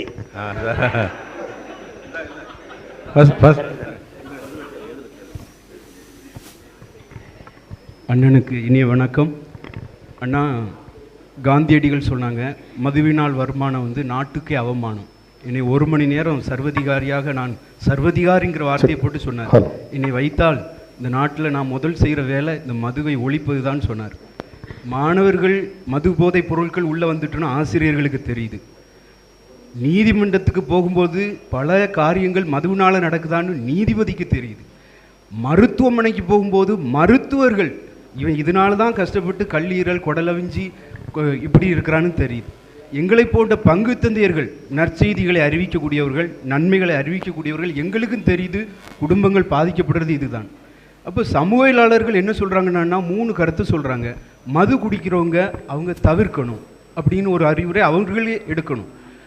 அதே சமயத்தில் அமைப்புகள், குடிமறுவாழ்வு இல்லங்கள், ஆசிரியர்கள் எல்லாரும் சேர்ந்து இதை போராடணும். எப்படி எய்ட்ஸ் ஒரு உயிர்கொல்லின்னு நம்ம அறிவித்தோமோ, எப்படி நம்ம தேசத்துக்கு ஒவ்வாத பெப்சி கோக்கு வேண்டாம், இளைப்பாற இளநீ குடி தர்பூசணி சாப்பிடணும்னு நம்ம சொன்னோமோ, இளைஞர்களுக்கு விழிப்புணர்வு கொடுக்கணும், நம்ம தடுக்கணும். ஆனால் அரசு என்ன செய்யணும்? குடிக்கிறவங்க தவிர்க்கணும், நம்ம போராடி அதை வேண்டான்னு தடுக்கணும். ஆனால் அரசு அதை விளக்கணும். அதற்கு பேர் தான் மது விலக்குத்துறை. அப்படி அரசு தன் கடமையை செய்யலை நீங்கள் சொல்கிறீங்க, ஆலைகள் நடத்துகிற. ஆனால் இப்படி ஒரு சமூகம் அழியுதே, நம்ம சொல்லிக்கிட்டு இருக்கிற நேரத்தில் இப்படி அழிகிறது, நம்ம என்ன செய்யணும்னா? இல்லை, இது வலிதோய்ந்த ஒரு கேள்வி.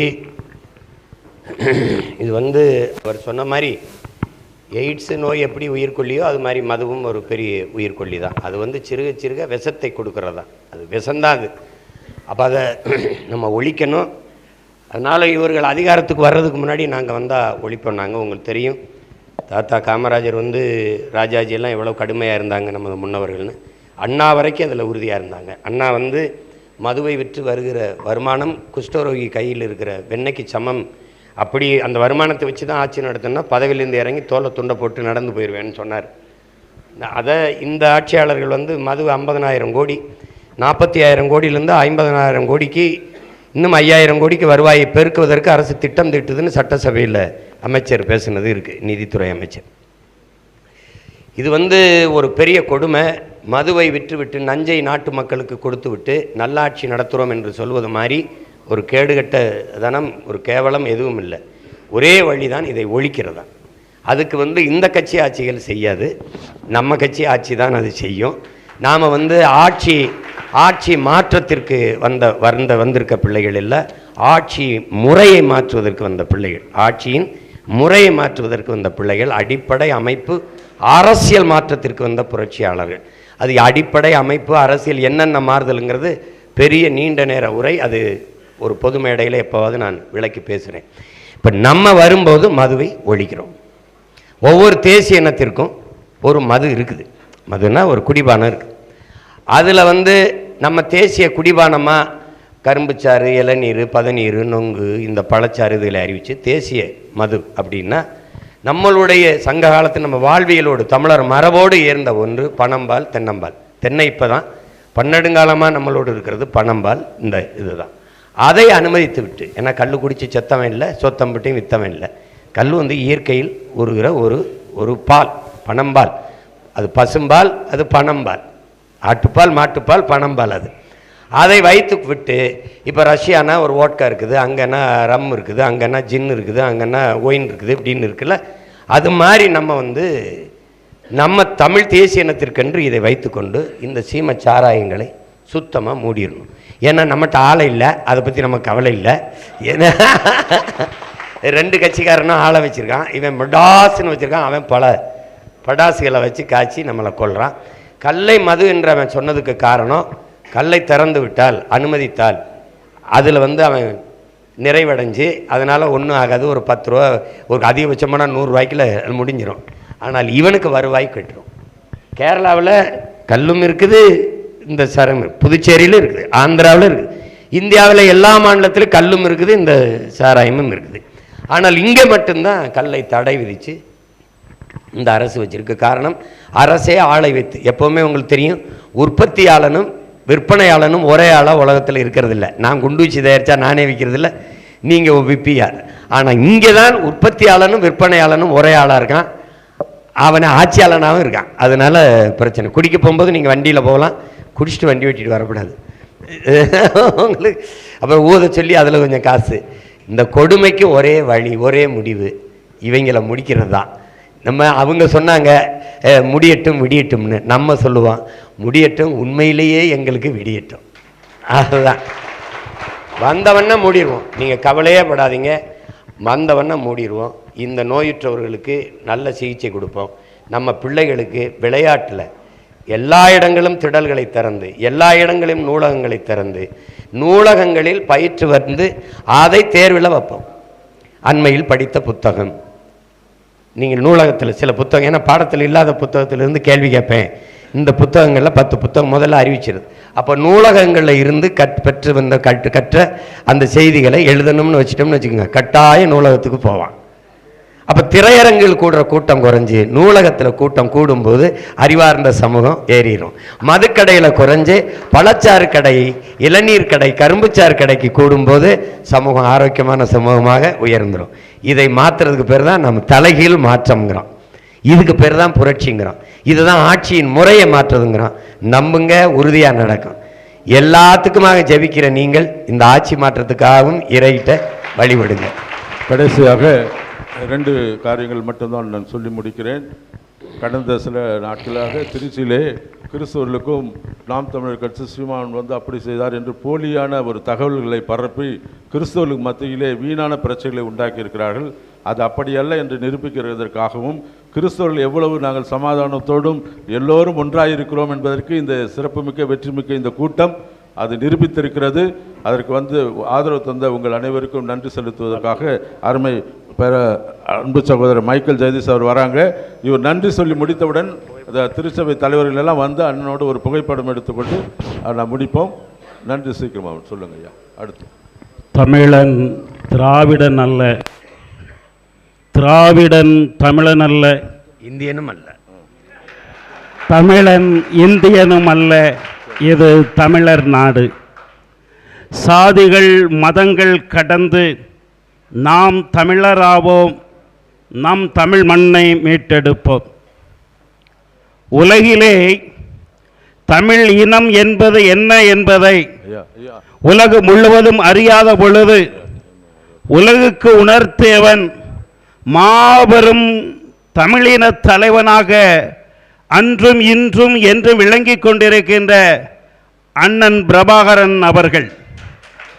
அண்ணன் பிரபாகரனுடைய அடிச்சுவட்டிலே தமிழ்நாட்டில் நான் ஒரு தமிழன் என்று பெருமையோடு சொல்ல வெட்கப்பட்டு கொண்டிருந்த சூழலிலே 2009 இன்று வரை என்றும் வரை நான் தமிழன், நாம் தமிழர்கள் என்று முழங்கிக் கொண்டிருக்கின்ற, குறிப்பாக எங்களுக்கு குருமட பாசறையில் சொல்லிக் கொடுக்கப்பட்ட கருத்துக்களை உலகம் முழுவதும் நெஞ்ச நிமிர்த்து சொல்ல செய்து கொண்டிருக்கின்ற அண்ணன் சீமான் அவர்களுக்கு, இங்கே வந்து இந்த தூத்துக்குடியை பெருமை சேர்த்த அண்ணன் அவர்களுக்கு எங்களுடைய நன்றியை தெரிவித்துக் கொள்கிறோம். அடுத்ததாக இந்த இடத்திலே அண்ணனை வர வைத்து இந்த கிறிஸ்தவ பெரும் குமுகாயமானது அண்ணனோடு என்றும் இருக்கிறது என்பதை துணிந்து வெளிப்படுத்த ஏற்பாடு செய்திருக்கின்ற தமிழ் தேசிய கிறிஸ்தவ இயக்க பொறுப்பாளர்கள், சிறுபான்மை மக்கள் நலக்கட்சி பொறுப்பாளர்கள் அனைவருக்குமே நெஞ்சார்ந்த நன்றியை தெரிவித்துக் கொள்கிறோம். அதோடு இந்த கூட்டத்திற்காக வருகை தந்து சிறப்பு செய்திருக்கின்ற, அரங்கு முழுவதும் தமிழர்களால் நிரம்பி இருக்கின்ற தமிழ் மக்களாகிய உங்களுக்கு தமிழ் தேசிய உணர்வு நன்றியை தெரிவித்துக் கொள்கிறேன். அத்தோடு இங்கே இருக்கின்ற அருள் சகோதரிகள், அருள் தந்தையர்கள் என்றும் உங்களோடு இருப்பார்கள். இது ஒரு சிறு துளி என்பதை உணர்த்தி இந்த அருள் தந்தையர்களுக்கும் அருள் சகோதரிகளுக்கும் நன்றியை தெரிவித்துக் கொண்டுகிறேன். அடுத்ததாக ஒரு சிறிய சிந்தனை ஓடிக்கொண்டே இருக்கிறது. பல ஆண்டுகளாக 58 அகவை வரை நீ கத்தோலிக்க கிறிஸ்தவத்திற்கு இந்த தென் தமிழகத்திற்கு பணியாற்றி விட்டாய். உன்னுடைய அடையாளமாகிய தமிழ் மொழிக்கும் தமிழ் மண்ணுக்கும் எப்பொழுது நீ பணியாற்றப் போகிறாய் என்ற ஒரு கேள்வி. அந்த நிலையில் நான் தேர்ந்தெடுத்திருப்பது நாம் தமிழர். இதை எப்படி என்று சொன்னால், என்னுடைய துள்ளுந்து அந்த தண்ணீர் வண்டி பக்கத்திலே இருக்கிறது. அதன் முகப்பை பார்த்தால் தெரியும். நான் சொன்ன தமிழன் திராவிடன் அல்ல, திராவிடன் தமிழன் அல்ல, சாதி மதம் கடந்து நாம் தமிழராவோம் என்பதை 31 ஆண்டுகளாக அறிக்கையிடுகிறேன். எனவே அன்றும் இன்றும் என்றும் உங்களோடு உடன் இருந்து இந்த தேர்தலில் முழுமையான வெற்றி பெற அத்தனை பேருமே பாடுபடுவோம். நாம் தமிழர்களாக ஒன்று சேருவோம். நன்றி, நன்றி. இப்போ ஃபோட்டோ. அதுக்கு அடுத்து அப்துல் அஜீஸ் அவர்கள், தமிழ்நாடு முஸ்லீம் வியாபாரிகள் நல சங்கம் அவர்கள் வந்து அடுத்த புஸ்தகத்தை கொடுப்பாங்க. அதோட நிகழ்வு முடிகிறது. இந்த கூட்டத்துக்கு வருகை தந்திருந்த உங்கள் அனைவருக்கும் நன்றி செலுத்துகிறோம். ஒரு நிமிடம் எங்களோடு ஒத்துழைக்கும்படி அன்புடன் கேட்டுக்கொள்கிறோம்.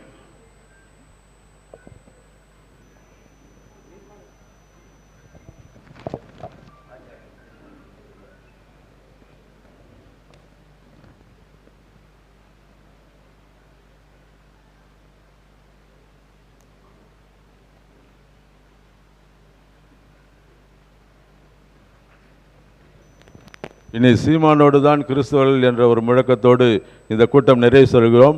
நன்றி. வந்த உங்கள் அனைவருக்கும் நன்றி, வணக்கம். அடுத்து அப்துல் அஜீஸ் அவர்கள் வாங்க. புத்தக வழி அதான் வாங்க. அவங்க ஐயா அவங்களுக்கு வழி.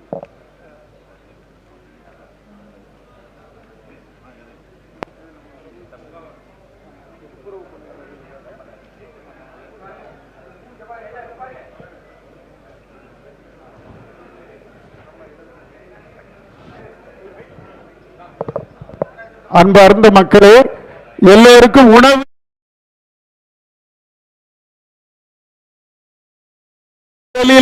பெண்களும் குழந்தைகளும் அந்த உணவை அருந்த வேண்டும் என்று அன்போடு கேட்டுக்கொள்கிறேன். நம்முடைய